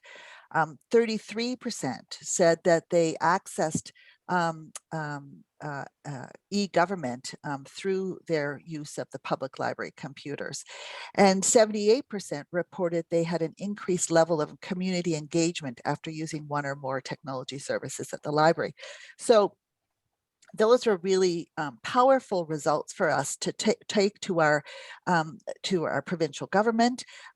Government has been pressing and moving more and more to digital and to e-government. And one of their challenges is the fact that is everyone going to have access to e-government and have digital access? Well, it's through their public library, and we can show that with the data we've collected using Bridge. So using the socioeconomic data that's available to you, either collected through your municipality or at the national level or at the state or provincial level, that's really important to use, but it's really important to do your own surveying and doing your own measurement. And really, we've been so focused on data. Lourdes, you talked at the beginning about the transactional data that we've traditionally collected, and libraries have been great at collecting a lot of circulation and visits and program data, number of programs and who's attended. But increasingly, we really need to be thinking about outcomes and how we measure value. And so that's what we really, I think we need to be doing more of. And that's what we're focused on as well, is being able to conducting our own surveying, developing our own methodologies, sharing that with others, because it's more powerful when more libraries use it. And then we can really use that data to advocate, to support evidence-based decision-making, the allocation of our resources. And it's a really important a step for all of us to go on, I think, is moving from, the transactional data is still important, but moving from, more outcome measurements that speak to the value that is offered to our communities through the access and services we provide. That's one of the beauty of attending these conferences and being a part of an association like ULC, is that you learn a lot of things. And so Vickery, your toolkit, Bridge, I hope it's not proprietary, so you can share it with the rest of us. It's not proprietary. No, it's not. That's excellent. That's excellent. Yeah. Now, I've had several American libraries ask me, or U.S. libraries rather, that have asked me, when's Bridge coming to the U.S.? So this might start a wave. And Edge and Bridge work together in the province of Ontario. They were rolled out at the same time because they're both really robust and powerful tools that dovetail nicely. As Vickery shared, Bridge collects patron data, and Edge collects, assesses the library's entire operation. Thank you both for your perspective on this particular question. Vickery, you made very clear, and Roosevelt, the limitations of these national data sets or any one data set. And that's the point of data fluency, is not to rely only on Edge, only on Bridge, only on the US Census, but to really bring those sources of data together in a meaningful way. So, and ultimately, so that you can go outside the library and advocate. And we are going to talk about that a little later. But right now, I want to talk about something that you both sort of referenced in your comments. We all know that data silos serve as a roadblock that prevent information from being shared across the library. An example might be the library staff member who manages social media pages might observe that people are sharing this or people are clicking on that, but that isn't always conveyed to the person creating the programming, which is a missed opportunity. One of the major goals of the Edge data fluency work is to find out where these silos are. Roosevelt, I'd like to direct this question at you. How has your library overcome data silos across departments? And how has Edge provided value for identifying and addressing those data silos? Excellent question, Lourdes. One of the things, and most, not just libraries, but across industries, working in a different area and you holding on to your information and that information not reaching across the aisle there with a colleague can hamper the work that you're trying to do. And that is to serve the customers that come into our doors or we go out to them. And so what we try to do is to make sure that the silos or the walls are down, data is shared across the whole department. We have an executive leadership team where a lot of the divisions within our department is come together and talk about the things that we need to do. And so we've been able to share whatever is going on in a particular area, bring it to the table so everyone know that, oh, you're doing this, how it's going to impact the other area. And so it's very important that we continue to share data across the different divisions to make sure that things don't get lost or things are not misinterpreted or we're missing a piece to help become more efficient and effective to those that we're serving. Thank you. Vickery, what have been effective approaches at Toronto Public Library to unsiloing and facilitating the sharing of information? Well, we've developed a digital strategy for the years 2020 to 2024, and it was actually approved by our library board in January. And it's really designed to ensure data is accessible the information that we have is meaningful and actionable, and that analytics becomes a core capability of the organization. And that's really important, is this developing a data fluency that is across the whole of TPL. And so we've developed, as part of our digital strategy, it's called a digital enablement program. And it's centered on ensuring the success of our staff by focusing on developing their skills in understanding and using data. And right now, you know, it's that we're in a very centralized situation where the data fluency, data capabilities are really centralized in a department that we created in IT, our data and analytics department, headed by a manager.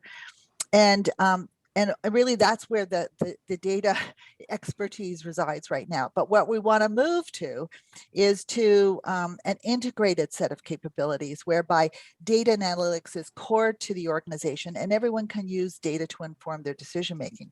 So we're taking a phased approach where, you know, we're starting with data awareness and kind of to lay the foundation of a common understanding of why data is important, how it's become a priority for us. And then, you know, then moving on to more data literacy. And that's where we're developing standards and evaluation tools that are consistent and understood.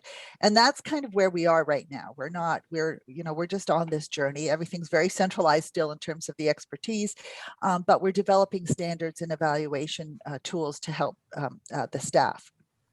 And then, what we're trying to get to is data fluency, where staff aren't just understanding the data, but they're able to manipulate the data to find answers and solve problems and use it for their own purposes, their own evaluation of what they're doing or whatever they're trying to achieve.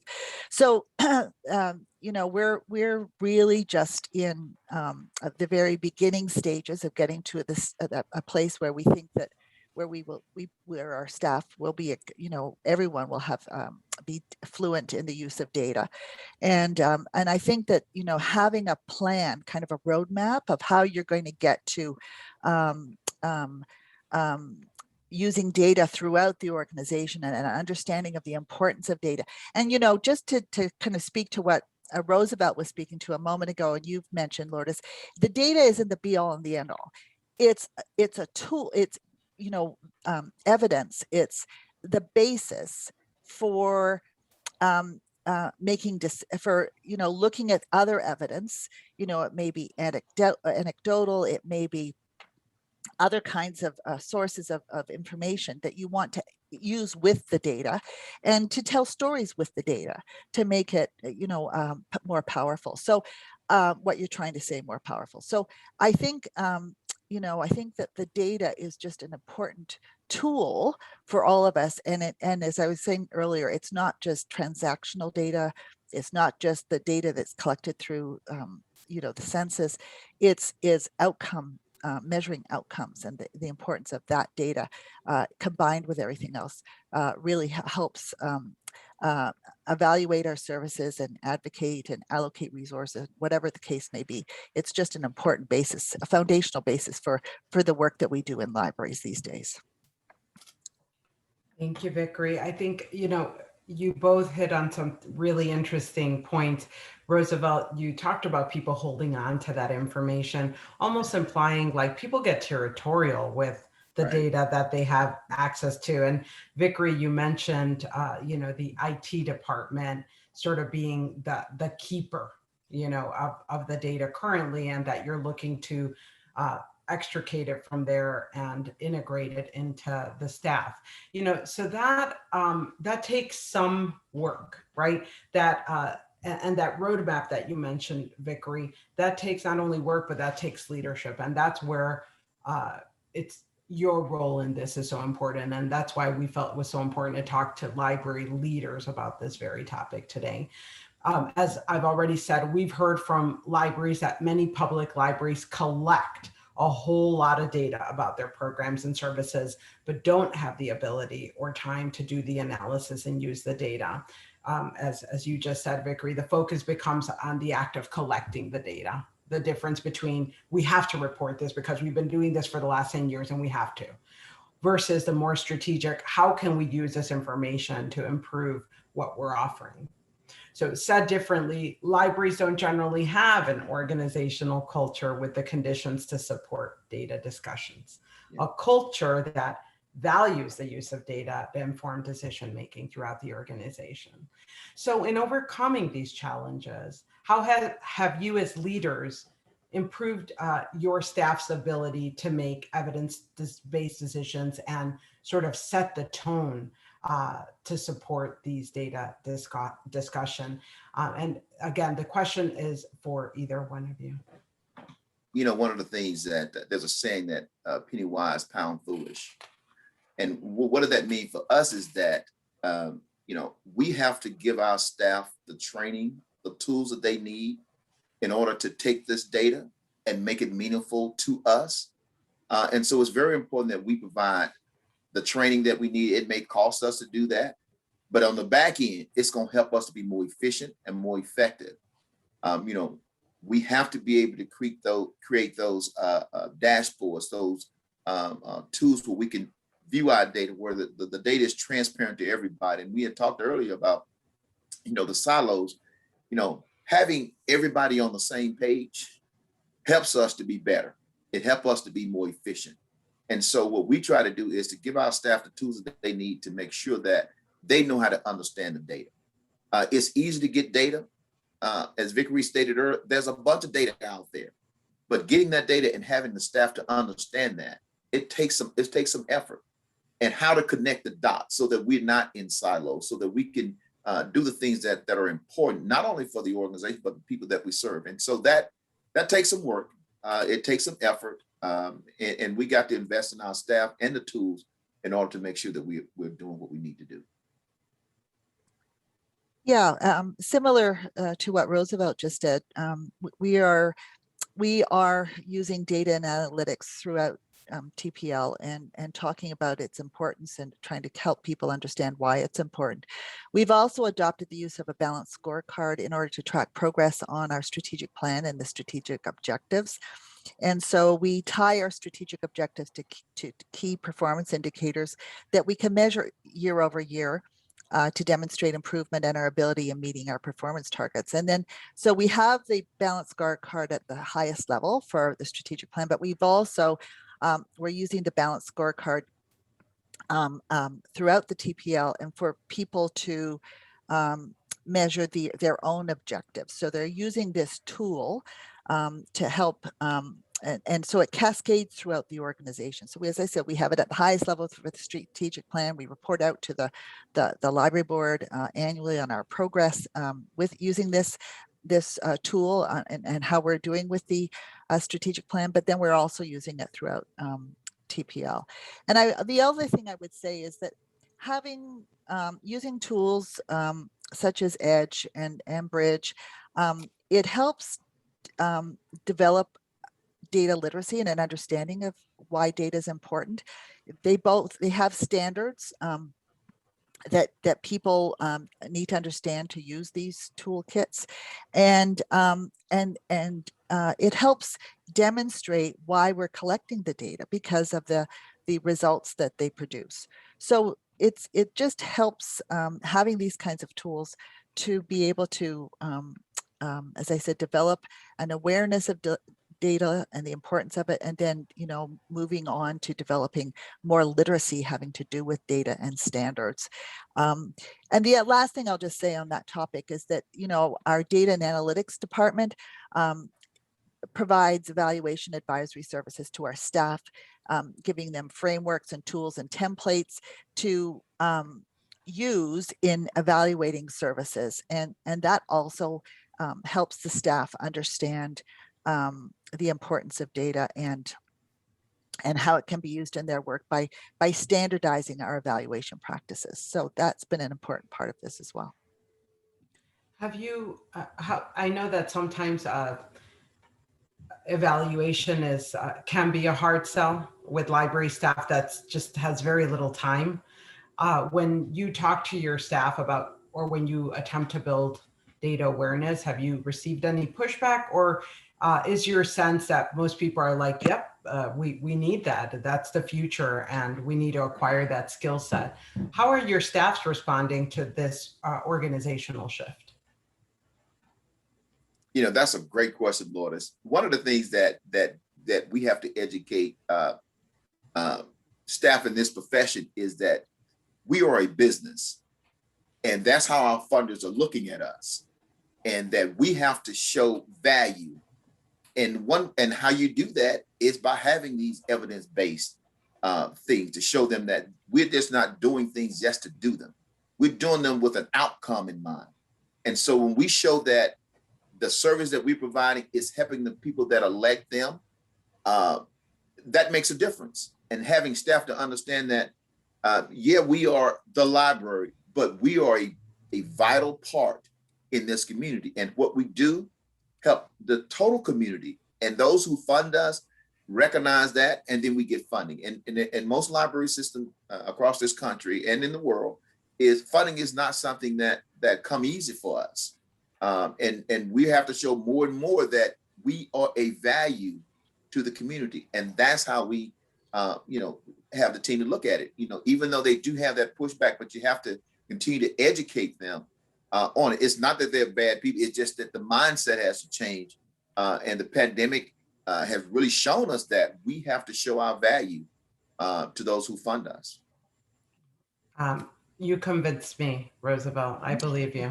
And you led me right to the next question. So thank you.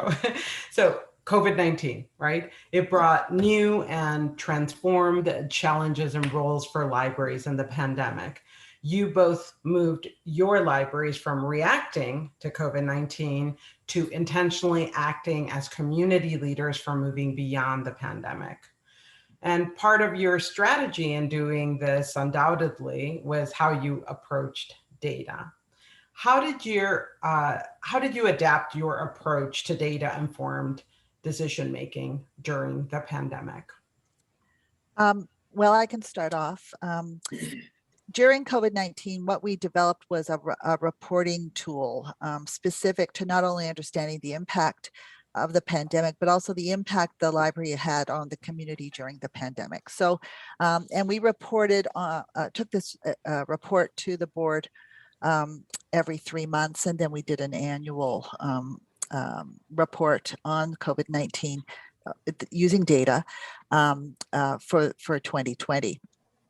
So early on in after the pandemic was declared, we started a retrospective reporting cycle on the impact of COVID-19 on our operations through the lens of Torontonians, customers, and staff. And so the reports were presented in an infographic style that was easy to consume for the staff, but also the public. And it was composable, meaning that we could easily transfer the content within the report or the dashboard to other reports and presentations. So this has been a valuable exercise that's reinforced the value of data. It's enabled us to see operational trends during the pandemic and can be considered for future planning.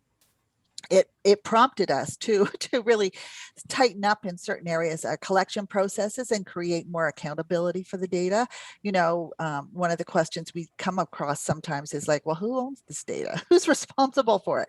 And our goal is to transition some of the performance measures captured in this dashboard into service dashboards that can be used to inform decision-making going forward. So interestingly, some of the findings none of it was really surprising, but it really measured what we knew what was going on, which was important. So we could see there was a significant increase in social media interactions and blogs. We didn't have a digital access card prior to the pandemic. We introduced one, and then we had 38,000 people register for it. And this means you didn't have a regular library card, so people needed a digital access card because our branches were closed. We didn't have online programming. We had programming, and then we would produce it online after it was done in a branch, but and broadcast it on YouTube or whatever. So we introduced online programming, and we had 72,000 people participate in programming, 900 programs that we offered in 2020. And then, of course, with the branch closures, we saw that Wi-Fi use decreased by 81% and public computing use by 74%, massive decreases, which weren't surprising, but it was good to be able to measure it. And exactly what it was in percentages. So, so this, was another exercise that just really helped us understand what was going on with the pandemic and how it affected our services and our services to the community. But it also was another exercise in helping staff understand the importance of data and in communicating what was going on and showing how it could be used for future planning. Roosevelt, in what ways has data strengthened your pandemic response? We have 6 priorities here at the Austin Public Library, and one of them is community outreach and engagement. During this pandemic, it was evident that folks were not coming into our building, as Vickery said, to use our computer, to use our technology, all of those key things that folks come in to use us. We found out, okay, we got to go out into the community now. We have to be able to provide services, whether it's virtual programming, whether it's out connecting with them in their area where they feel comfortable. We have to do all of that. A lot of people, feel that all the programming that we need to do should be inside of our walls. The pandemic wouldn't let us do that, and so we had to be nimble. We had to be more flexible in order to provide those services on the fly as we were going along. We closed down in March of last year. We had to do something quickly. And a lot of people looked at technology as being an afterthought.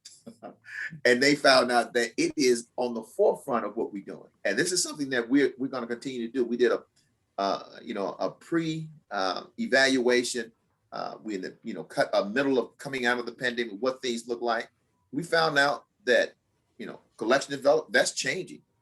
Ebooks are here to stay and it's growing. A lot of people will not come back into our facilities because of different things, circumstances. And they found out that we can get what we need without having to go into the buildings. And so what we have to do is make that adjustment. What are we going to do different now that we may have fewer people coming into the building, but we're still being able to provide the same type services where they are, going to where they are. And so it's very important that we continue to not stay static, but stay nimble and let the data tell us what we need to do. And, I think, Vickery, you hit on a really good point, both of you did, is how do you bring your staff along? They might have had assumptions that all programming happens inside the library. Or Vickery, when you shared those statistics, you've been very data fluent on this conversation, citing all those statistics. They're powerful to learn how your Wi-Fi usage went up and down, how the digital access cards were accessed. But you mentioned something key, which is, and this is good for us to share with staff. So data fluency is about sharing data across the organization as well as outside the organization, but it's bringing staff along on this, which you've both done such a good job of, which is why you're here today. But shifting to how you communicate that data outside the library, city governments are increasingly interested in open data and better data. How have you used data to engage your local government leaders and other partners and demonstrate the value of the library? I know you've both done great work around this area. Vickery, I was reading recently how you linked your priorities to key city initiatives. And Roosevelt, I look forward to hearing your thoughts on this. The question is for both of you. Yeah, well, I'll start off by saying, I'll give you a pandemic example. One of the things libraries have been advocating for a long time is, especially here in Canada, because internet services are much more expensive here than in other parts of the world, it is that we've been talking about that internet access needs to be, affordable, and it needs to be accessible to people. And we know that we have customers who come to the library, and our bridge results confirm this, that the library internet access is their only source of access. to the internet.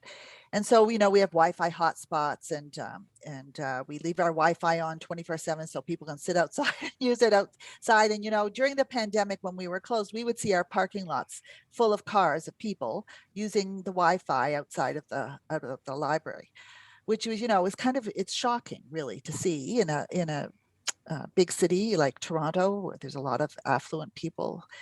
But there's also a lot of poverty, and this is where you see it really helps shine a spotlight on the poverty that we have in Toronto. But what was really interesting in the pandemic is that when you ever really thought about it, but became really clear when our libraries closed, is there's some people that not only do they not have internet access, they don't have a device. They come to the library because they need a computer. They don't have a laptop. They don't have a smartphone. And I know, for many of us, we're tied to our devices all day. It's hard to imagine there are people that don't have any devices. And when we closed, that was a serious, serious problem for people. So we were able to work with our community partners. The city had an emergency response table, and we worked with our foundation, and we developed this program for internet connectivity kits, which was a laptop, 2 years of unlimited data on a Wi-Fi hotspot and a laptop bag. And this was all funded through our foundation, and then we got some city funding as well. And we've been able to distribute 600 of these internet connectivity kits to people in the greatest need. And our community partners used data that they had through the United Way and other sources to find people who really needed this these internet connectivity kits, because they not only did they not have internet connectivity, they didn't have a device. And so that's an example of how we've taken the information that we have, discussed it with our local leaders in the midst of a public health crisis, and said, what can we do together to address this? And so we were able, through our foundation, through our community partners, through the city and the resources they had in terms of being able to find the people and target the people that really needed these internet connectivities kits the most, we were able to work together to make a difference. It's really just a Band-Aid solution as a pandemic response, because it doesn't address the larger issues of the digital divide, but it was really addressing the fact that people couldn't come into a library to access the library's computers. And so that was just an example of how we used the data that we had, and the connections, the partnerships that we had with others in the community to really develop this program and jointly roll this program out. We didn't do it on our own by any means. And I think that that's one of the things that I think that we have to be doing, is looking for opportunities for partnerships that to use the data and to develop more data points. Because the power of the data is amplified when it covers a broader area. And so, I talked about the data that we've collected in Ontario. So that's just a small example of what we should be doing. We need to be doing more of that.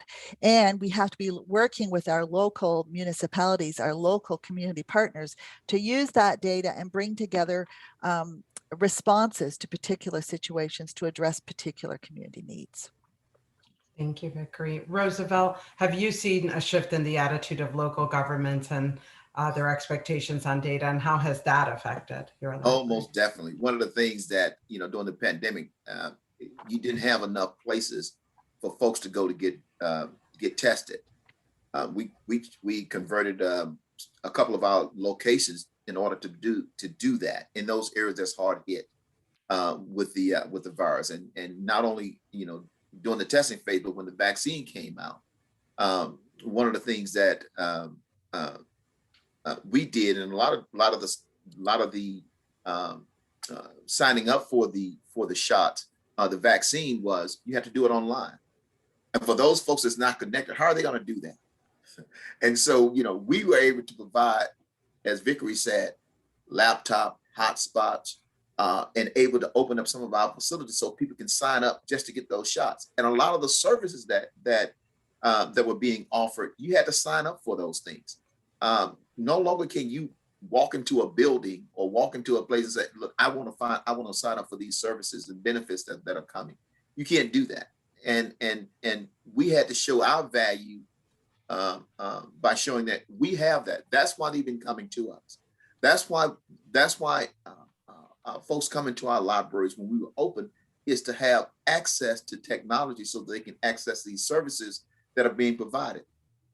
We're part of the city's strategic direction 23, what we call an SD 23.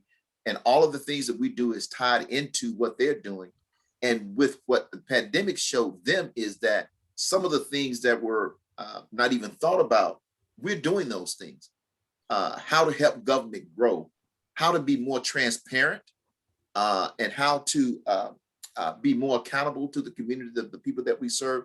We were able to provide that and show them that there's a value in libraries. And, you know, we get that anecdotal information from our customers saying, you know, this is why we need libraries. This is why libraries are important. But more and more, when we start showing the data will show that libraries are important by the number of people. And when I get that bridge from Vickery, then we'll be able to show that outcome value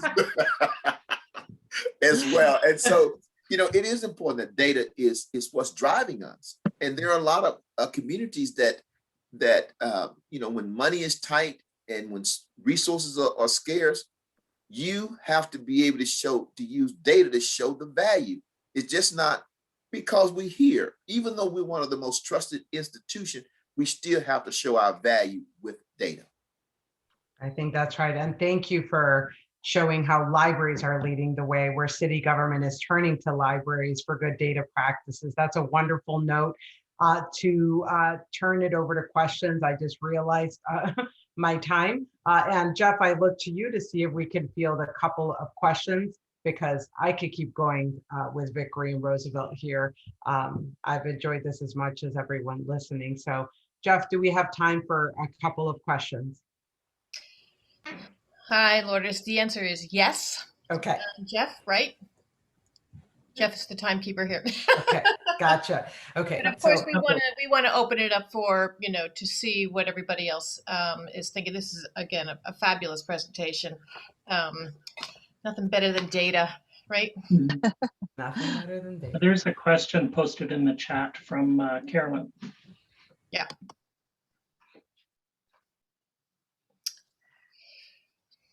Lourdes, do you see this?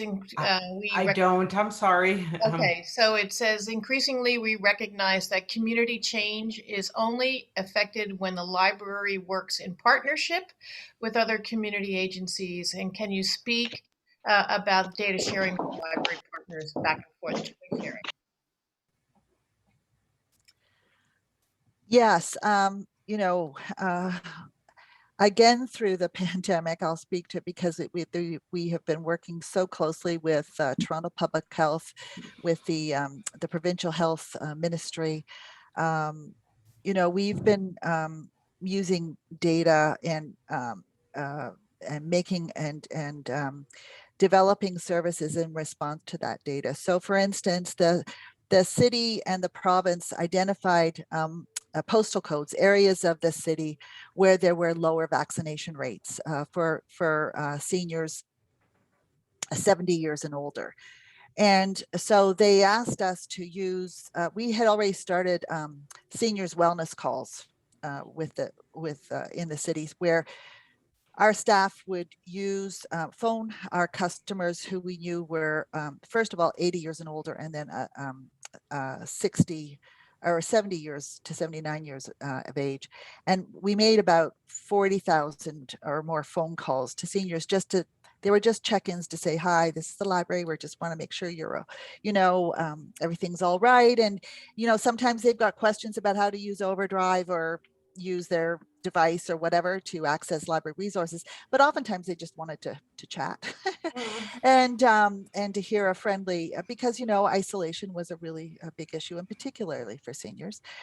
but then when the city and the province identified these areas of the city where there were these low vaccination rates amongst seniors, they asked us to start making calls about and we had a whole script of information about the vaccination process, where you can get vaccinated, and other resources to help people if they couldn't, get out of their home to go get vaccinated, how they could get vaccinated at home. And so we started making Toronto Public Health asked us to start making phone calls to these areas of the city using our customer base and the people in those areas. And so we started doing that, and we started making those phone calls. We've again, we called over 40,000 people to give them that information. So we started with the areas of the city where there was the lowest vaccination rates, and then we moved on to the whole customer database in that demographic category. But that's an example of working with Toronto Public Health and with the ministry. Another one was the ministry. Just this past weekend, we opened up 2 of our branches as vaccination clinics, and our staff volunteered to work in those clinics as non-clinical staff, and then there were, of course, clinical staff there to do the actual vaccinations. But this again was to get, there were areas of the city where they wanted to reach people who are homeless, to try to get them vaccinated, and so they were using that data. And the fact that, this is what the doctors we were talking to who involved in this program told us, was they wanted a place where people felt comfortable coming in to get their vaccination, and the library is a trusted place for them to go to. And so we were able to just over 2 days vaccinate over almost 800 people, and these were hard to reach people. This is not the regular population.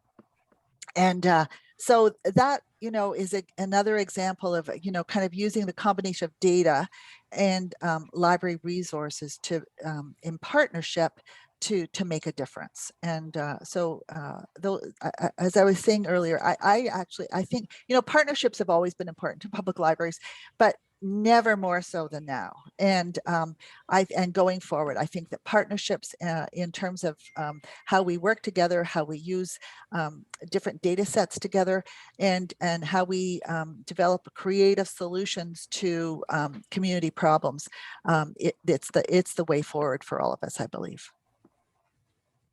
And if I may, and I know time is short, but in addition to that, what Vickery was saying, we turned our parking lot in one of our libraries into a social services area where it addresses mental illness, the pandemic, other social services issues that folks that dealing with homeless could go to. And it was right in one area where we had a large population of homeless in this area, and we were able to turn our library building and parking lot into a services where they could provide those services. In addition to early on during the pandemic, we partnered with a bunch of agencies to help us to create masks for folks using our 3D printers. And so we partnered with many in the community because we couldn't get out and do it. We loaned out our 3D printers that we had in our facilities to be able to support the community in that way as well. Thank you, Roosevelt and Vickery. And I want to thank you very much for getting up very early in the morning to share best practices and the effective approaches you've taken to really, again, create a culture of data in your library and bring your staff along on the journey. It's obviously bearing fruit. So thank you so much for joining me today, and the MetLib organizers for letting us go a little over. Thanks so much, everyone. Thank you. Thank you, everybody. Jeff, you want to close it out?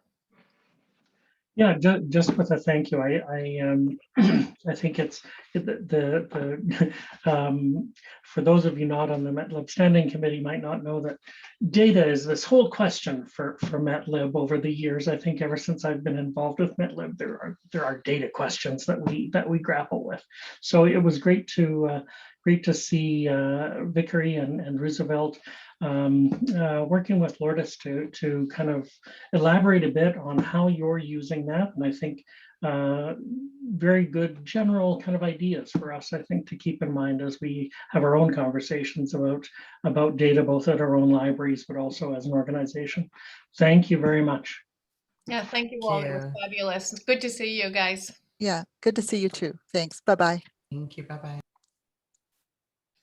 So that concludes our day one of Metropolitan Libraries Section Annual Conference. And I think there were fabulous presentations, and as someone like myself, my brain is full.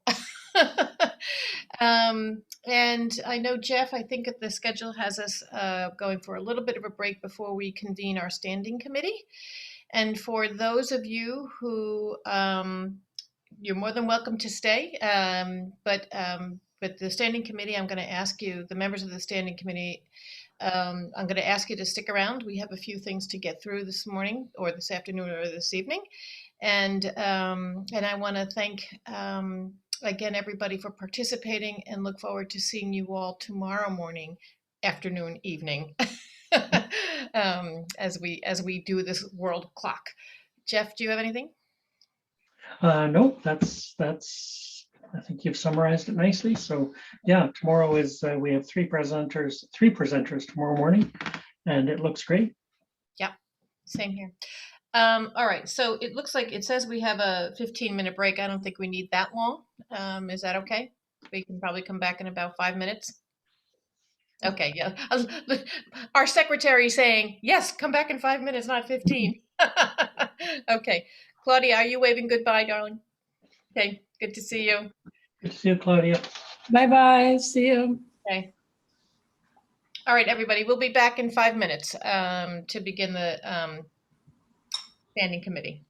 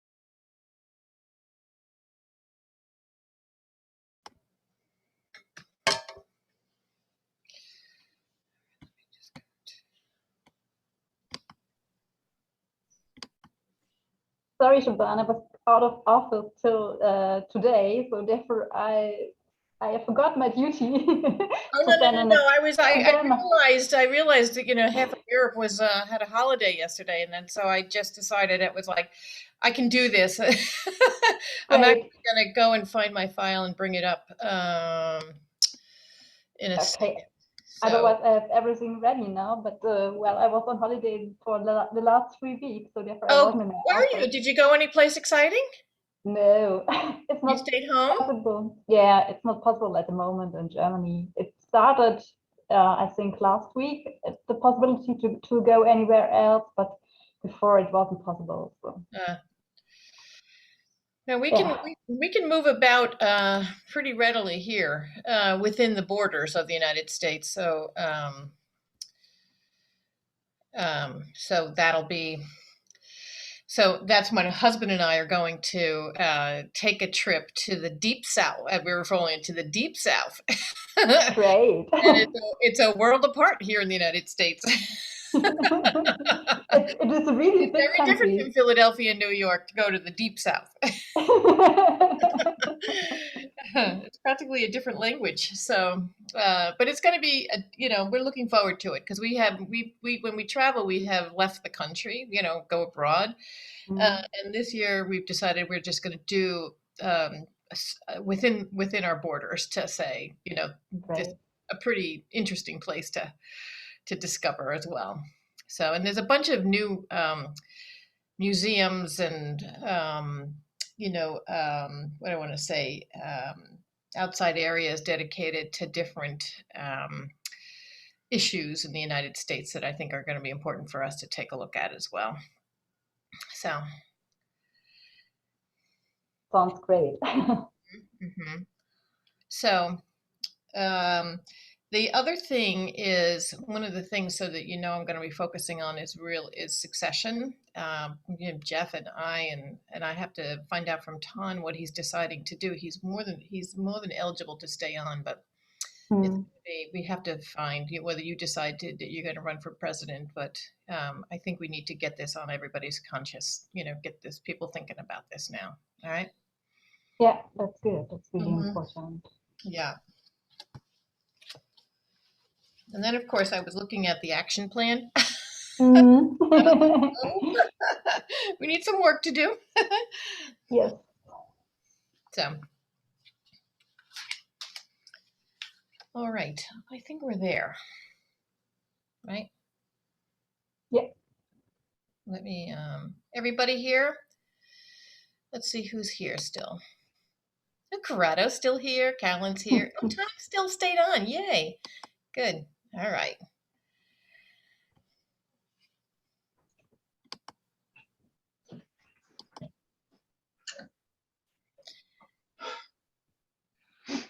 I have my coffee. I'm ready to go, Siobhan. Yeah. I'm afraid to go to glass cup number 3.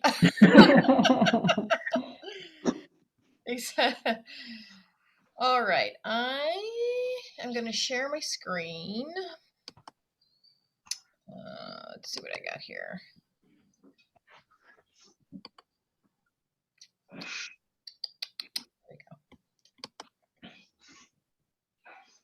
Because I'm going to guess that a lot of people didn't get my email last night.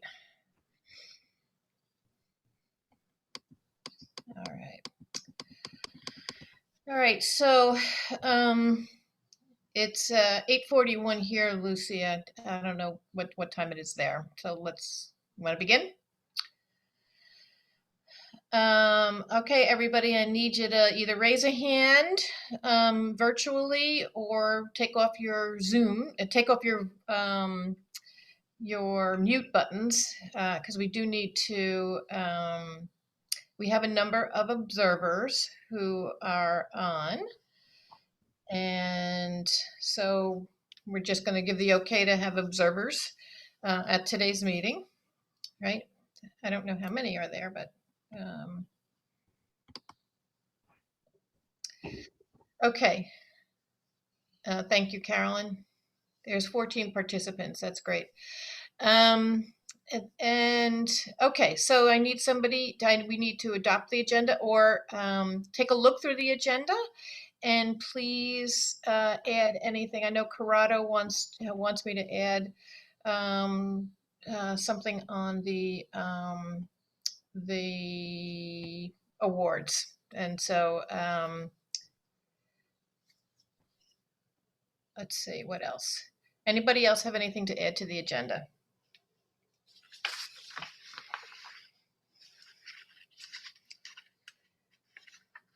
Don't all talk at once.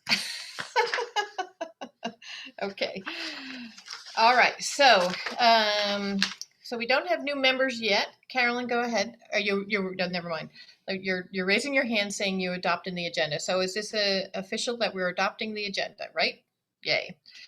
And then we don't have any new members, but I can tell you, and as I have written to everybody, that we do now have a full 20 members of the Metropolitan Libraries Committee, which pretty much says that if you were nominated by somebody, you pretty much can, pretty much you'll get the nod that you've been elected to the standing committee of the Metropolitan Library. So it's brilliant news, because we need to recruit our officers, which is item number 5. I'm moving right on here. So that the standing committee is going to need to think about president, secretary, and information coordinator. The information coordinator is now an officer of each of the sections based upon the new Ifla governance. And so, it hadn't been previously, but it's good to know that, and maybe we can influence somebody to become the IC for the standing committee. That's going to be crucial. So, what's going to happen is in June, we're going to have another meeting. The way Ifla is working this now, and from the meetings of the professional Division 1 meeting that I attended yesterday, there's going to be a meeting of all of the sections in June as a planning for August, but it's also to begin the process of succession planning as myself and Jeff and and I think it's myself and Jeff for sure going off in August, and then Tan, trying to keep Tan on because he still has time in his seat. So you don't need to go anywhere, Tan. I know you're still on. But anyway, so there'll be a meeting in June to begin to prepare for the WLIC meeting in August. And so on June 14th is what I've been told is that each of the new members of the committees will be getting a welcome letter from from Ifla. Let's just see. So somewhere between June 18th and July 2nd, we will have this meeting, and I'll keep you apprised as to when we'll have the June meeting, and then plan for the review of our action items, so that as I hand off the chairmanship to whomever that's going to be, the flow is still there, and we will have some movement on the action plan, which we'll go through right now. Any questions there? So everybody those of you who are staying, start thinking about your role as president, secretary. Hopefully Lucia will, think about it and encourage her highly. And then other members who are interested in this role. It's good work. I have to say it can be a lot of work at times, but it's only at times. This is not a constant. With all the changes that IFLA is going through, it does take a minute, and it does take attention. So, and the thing that needs to be done is that we have to get an information coordinator, because I'm woefully behind in keeping up with the website. I'll take care of some of that today, and I did create a Facebook page, a group Facebook page. I did do that. And so I'll be inviting all of you to just to take a look at it. It needs a lot of work. All right, so then item number 6 is the current operating plan for this section. I did send the annual, not the annual report, the action plan for us, and I just want to, if you could all just spend a minute going through the current action plan. It says growing Metropolitan Libraries Section, reach and network of library contacts, and the list of public and metropolitan libraries. I think I should be posting that so that you see it, and I'll post it onto Basecamp, the current list of metropolitan libraries. As I said, there are 80 members of the Metropolitan Libraries Section, and we probably should get to know each other a bit better. And then the potential of who it is we should be recruiting. I have an idea, but I'll share that in June before we post it and see what everybody. And this way, we'll have the incoming members of the standing committee participating in this as well as part of an overall strategy. Any questions on that? Okay, no, looks like. And then going down to anchoring Met Libraries and Ifla Conference on post-COVID society and impact on the role of the Metropolitan Libraries. So this is, I think, needs to be a work in progress. I don't think that if you take a look at it, that we did congratulations and thank you again to Jeff for the fully virtual conference we just had. So we get a check there. Jeff really gets a big check. He did a great job just sort of figuring this out. And I think, day one was terrific, by the way. And you should feel very proud of that. And then one of the things we had was to crowdsource leading libraries and library leaders to share their experiences. And I think we need to talk about that more. It's a really good point, and how it is we have a panel of this, maybe next conference, or maybe we have a sort of an interim conference to talk about how everybody is working through sort of this new age library hybrid world that we're in. We can talk about that more if you want, or you want to talk about it now. Does anybody have any comments there? We're going to get through this meeting quickly. Nobody's saying anything.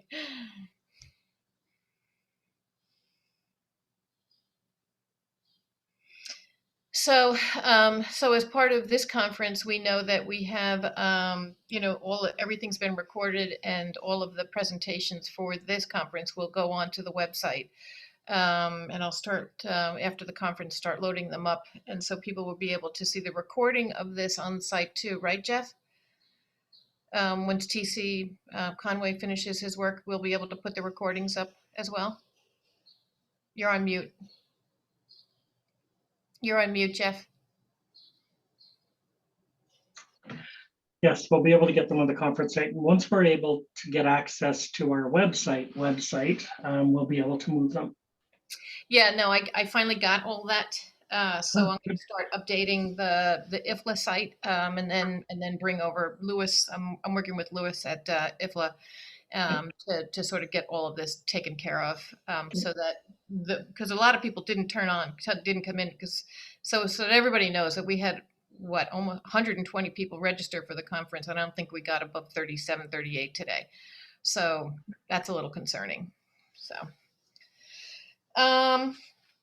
So all of this, and so I do think that this is, so we've made some headway, whether we wanted to or not, in this part of the in this anchoring the MetLib strategy area.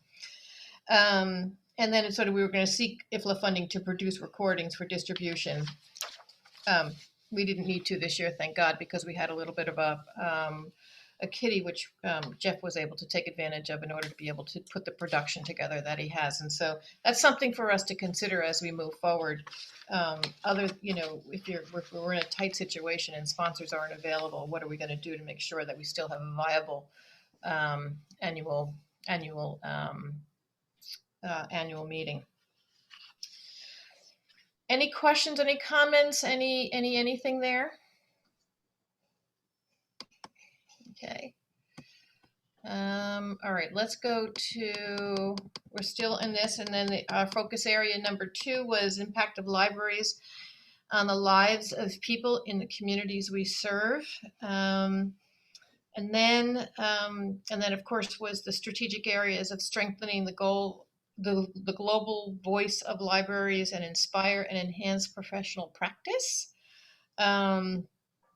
And then this is really where we need to focus on. So that's why that last session, the segue from that last session into this piece of our work was kind of crucial, because this whole part is about how the current state and impact measurement strategies by libraries, and what other libraries and other library systems and other organizations are doing around collecting, analyzing, and measuring impact. And Jeff, if you will, could you talk a minute about the current state of affairs with the counting opinions work? And I do think this needs to be a much more robust discussion on how it is we're going to get from point A to point B to point C on this issue. Yeah, I think it's been, I would say when we first became the data hosting or sponsoring library, whatever that's called, Counting Opinions was quite eager to gather our data and assist. And they've actually, Lindsay is the main contact, and she has been excellent to deal with. I think over the last year and a half-ish, perhaps less so. I think they've been in meetings with Frank, who's kind of a co-president or something, but with Frank, they've been, and understandably so, they've been much more pointed about looking for some kind of payment and cash in exchange for the services that Counting Opinions provides for MetLib and our data collection, and ultimately data access, of course. So we've had a few conversations. I know Frank has spoken to Siobhan a couple of times as well. And we've been talking about the possibility of continuing. I think Counting Opinions pretty much does not want to continue unless we are in a position to talk about payment. And that kind of payment, they've talked about different kind of scenarios, but I think the main one being coming to, I guess, a meeting of the steering committee or the standing committee, and making a pitch for a per library stipend to be paid for Counting Opinions to continue working with the data. So the 2020 data set has been sent, but the 2019 survey is the last one that was prepared to go out. So we're behind and it's slow, and I expect Counting Opinions is hoping we come to a decision fairly soon. I don't, excuse me, if they have kind of cut us off, they haven't told me that. I think they might be dragging their feet. Mm-hmm. Well, it's been a long time. We've been working with them without compensation. So I do think that we have reached our moment with them. And I think that they're making it quite clear that unless they get paid, it's over.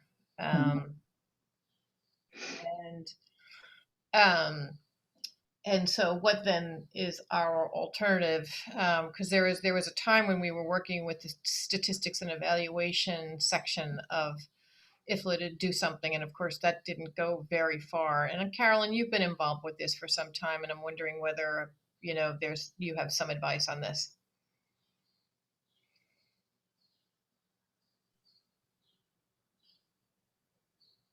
Siobhan, I'm in that committee actually. Okay, please. But actually, in the committee, there's only me and a colleague from Singapore, and I don't. What do you want to know precisely?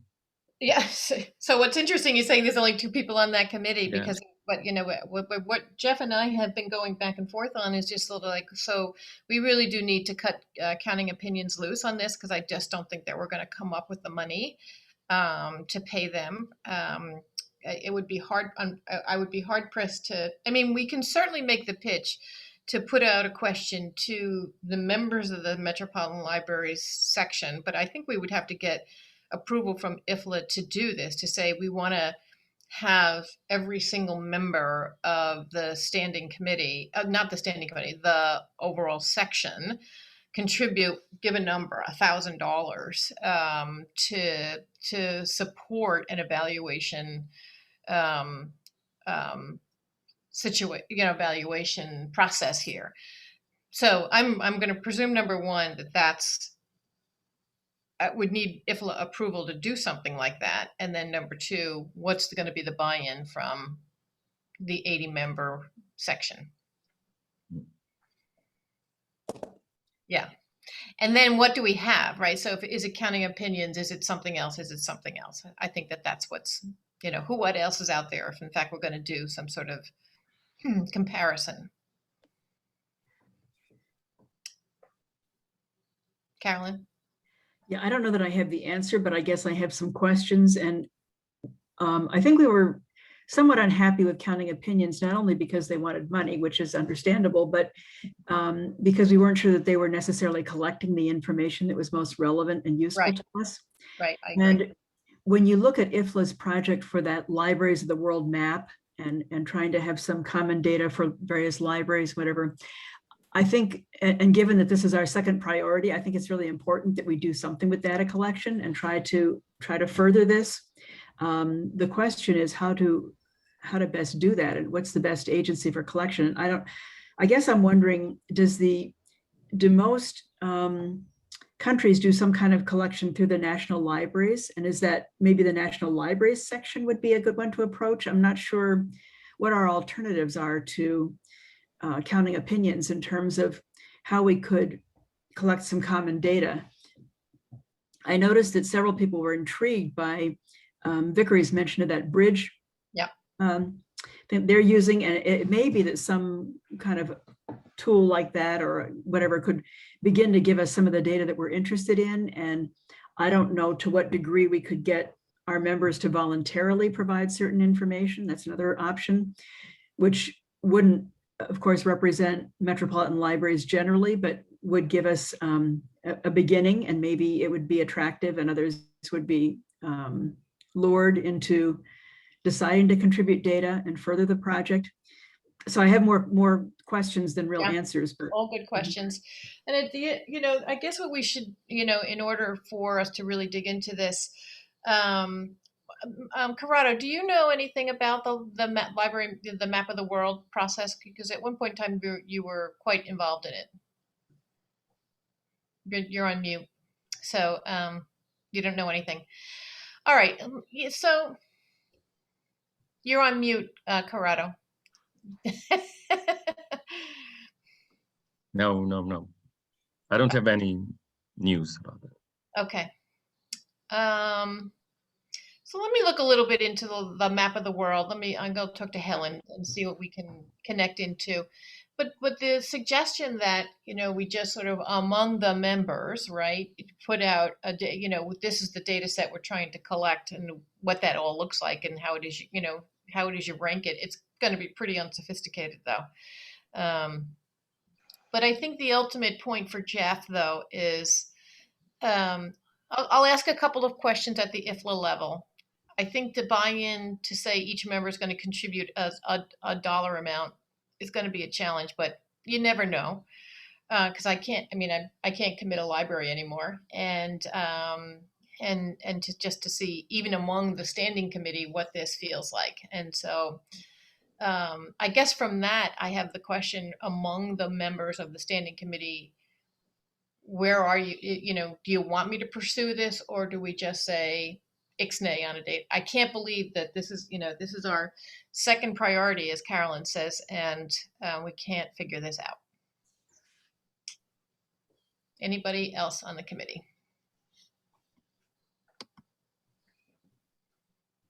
I think as much as Ixnay is appealing, I also, as someone who only has a couple of months left, and seeing that we have a full slate for the new standing committee, I'm reluctant to do that right before there's a big new, the standing committee has a bunch Fair of enough. new. Yep. They may well be interested in pursuing it, and I'm reluctant to kind of cut it off when that might be something for them, because as much as counting opinions, yes, some of the data hasn't necessarily been our preference. Some of the ways it works hasn't been our preference, but theoretically, they're also in discussion, very open to doing whatever it is we need. So I'm reluctant to close that door as I'm on my way out. Yep. Fair enough. I would be too. Okay. Anybody else? All right, let me find out. I have a couple of questions that I'll take to Ifla, and then because at least that'll give the the next gen standing committee something to chew on. I am from August on, right?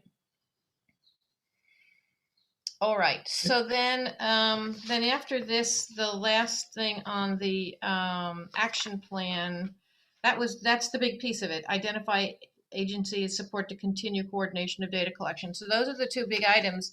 I just have to make sure that everybody, if this is going to continue to be the second most, we only have two goals. So this is kind of important for us to figure this out, because as you can see, the data narrative is critical for us to be able to have good advocacy on behalf of the Metropolitan Libraries. Okay. I was hoping Jan would stay on, but it is late there. So as Jan said, the elections did close yesterday. We're going to find out on June 14th. We're going to know June 1st who won the elections for the next president of Ifla, and then the division chairs will be announced on June 14th. And then, as I said, we're going to have a meeting sometime between June 18th and July 2nd to plan for the business meetings for the WLIC in August. So now the way WLIC is going to work is going to be over a 3-day period of time, and that different, to get different parts of the world to participate. And so we'll see how that works. Then the other part of it is that they're very much aware that there's a lot of transition in leadership of all of the sections. And so they're going to ask that each of the sections, there's a lot of work going on right now at Ifla to add some sort of job descriptions around the leadership of the president, secretary, and information coordinator for all of the sections, so that it adds some viability to the positions and the expectations to the positions that are there and that are going to be necessary. And then that they're trying to figure out how voting is going to occur over the next, for whether we want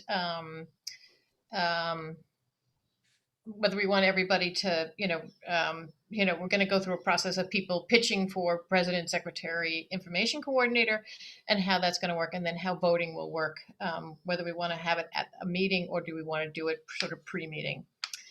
And then, so there's going to be, there'll be 2 business meetings during WLIC sometime between, the first meeting has to occur sometime between the 2nd and the 13th of August. And then the second business meeting has to occur sometime between August 30th and September 10th, which will not involve me. So let me see what else I can tell you. As I mentioned, one of the nice things that came out of the professional committee meeting was that the action plans will now last over 7 years, which is, thank goodness, because remember we were trying to come up with stuff for an action plan each year. So the action plan will just be, you're going to review it regularly, update it, and hopefully there'll be some, some systemic work that that will continue for each of the sections, and we'll be able to achieve some some real milestones in the work that we're doing. So Carolyn, you said, will MetLib present a program at WLIC? We didn't submit anything, so I think that so the answer to that is no. We will, I have on here the Public Library of the Year section. We do have, we are participating in this in Plati. Myself and Carme are on that committee. So sort of in a weird way that it is a public library section award, but because we're involved with it, we can sort of say that we're involved with it. But no, we did not submit any plans for WLIC this year at all. Not quite sure what we would have gone with unless, because of this and whether we wanted to push something out. But I think the work that went into this conference was pretty significant as well. Corrado, do you want to talk about the short film award? I like my new view from my office to the pedestrian mall. Well, so it looks like Gabriele from the Italian Library Association is willing to do the award this year virtually, which I thought it was a good idea to do if we did it last year, but anyway, he didn't do it. So his idea is to launch the call as soon as possible, with a deadline for the end of July. This, and what we have, that gives us something like 2 months of contributions time. We have to decide how to vote for the videos. Of course, we expect a lot of videos because during the pandemic, I guess a lot of libraries produced something. Yeah, there's a ton of content, right?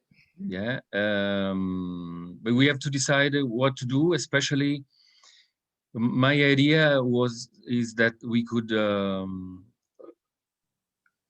My first idea was that we could make people vote. That we have like a popular vote. That anyone can vote from anywhere in the world during the days of the Congress. But I guess that we at the Congress there is like a session on about the awards, so maybe we could end before the Congress so that we can give the award at the Congress.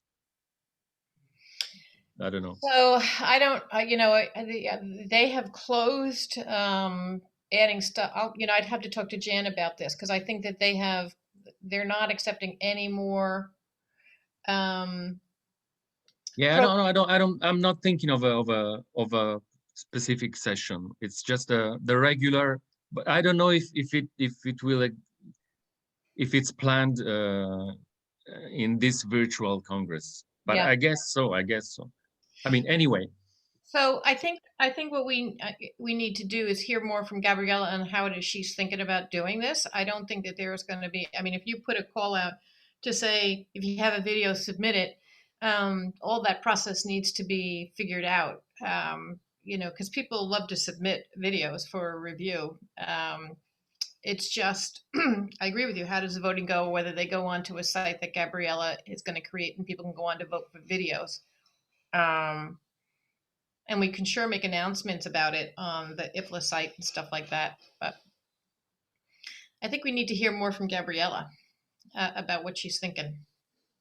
Do you think, because my worry is that if we let anyone vote, maybe the video, the author with the biggest number of friends Right. has more chances. But I don't know, maybe it's just a stupid worry, but Oh no, I understand what you're saying. It's a good point.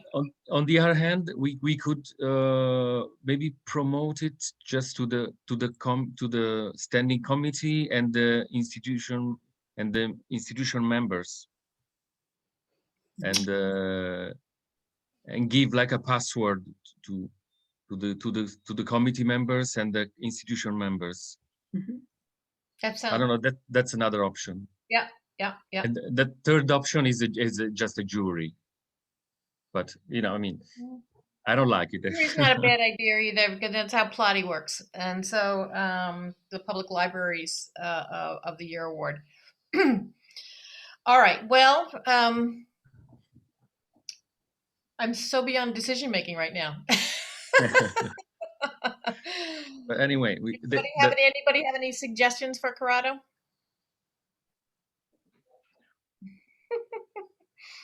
Well, I think the second option is maybe the better one, just for not having the ones to vote for their own videos or for the guys of their institution to vote for their own videos. So therefore, I think the second option is the better one.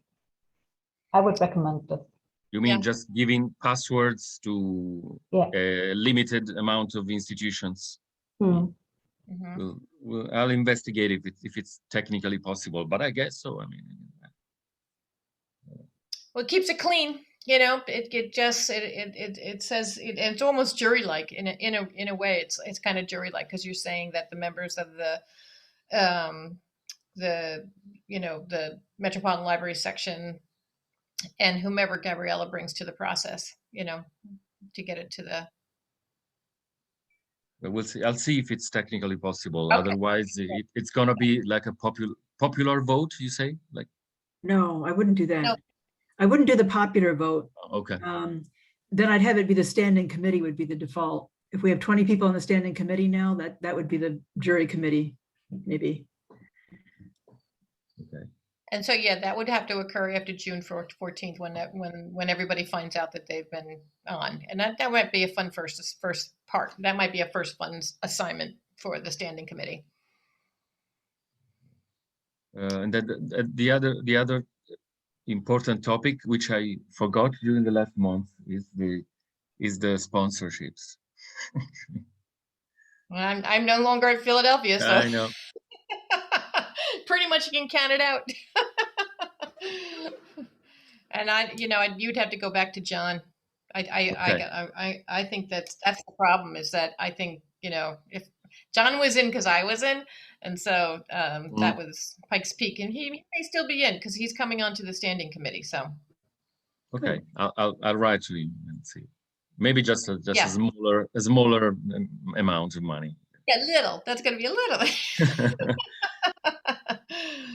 I don't know, or maybe he knows of some. Well, you never know. We have 9 new members coming on to the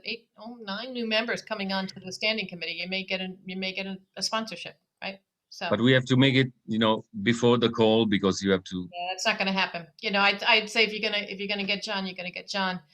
How about Brian Bannon? He's there today. He was on today too. So yeah, maybe he'd be interested. Is he here now? Is Brian no, on? I think he had to go. But he was here this morning. Yeah.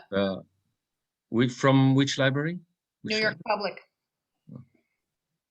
And they have a big film library too, which would kind of fit. Okay. So no popular vote. No. We're just going to leave it with the standing committee. I think that's what Lucia and Carolyn are recommending. What about extending to the institution members? No. Okay. Who are the? I like the idea of engaging more people, but then it's harder to explain what it is that we're trying to do and how to evaluate and whatever. So, you know, there are trade-offs. And you only have about 2 weeks between the close of Yeah, the that's the problem, Corrado. submissions, and we have to turn it around, you know, so smaller is probably better, more manageable. Okay. Okay. And we can, and maybe we can keep the VIP jury, like the public library standing committee chair and audiovisual, Sure. like we did before. Yep, we'll need your help on that. Okay. For sure. Okay, thank you. Oh, okay, sure. So then I think we're down to number 9. On the public library of the year's selection, there are 40 libraries that have thrown their hat in the ring to be to receive the awards, and I have to say, you know, it's brilliant being on this committee because the submissions have been spectacular. There's some gorgeous library buildings out there, man. Holy mo, just spectacular. Very exciting. Good for libraries. And then now we're up to committee member updates. Anybody have anything they want to share?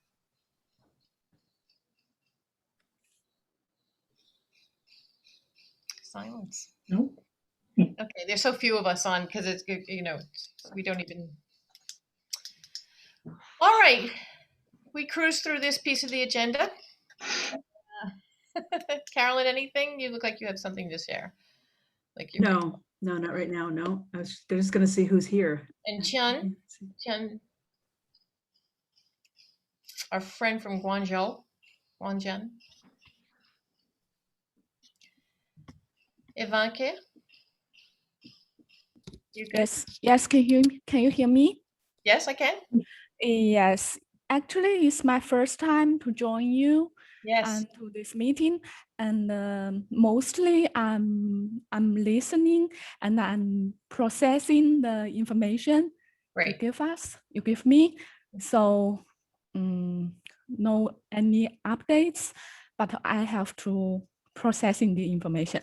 And also one question, because I think I haven't received the action plan.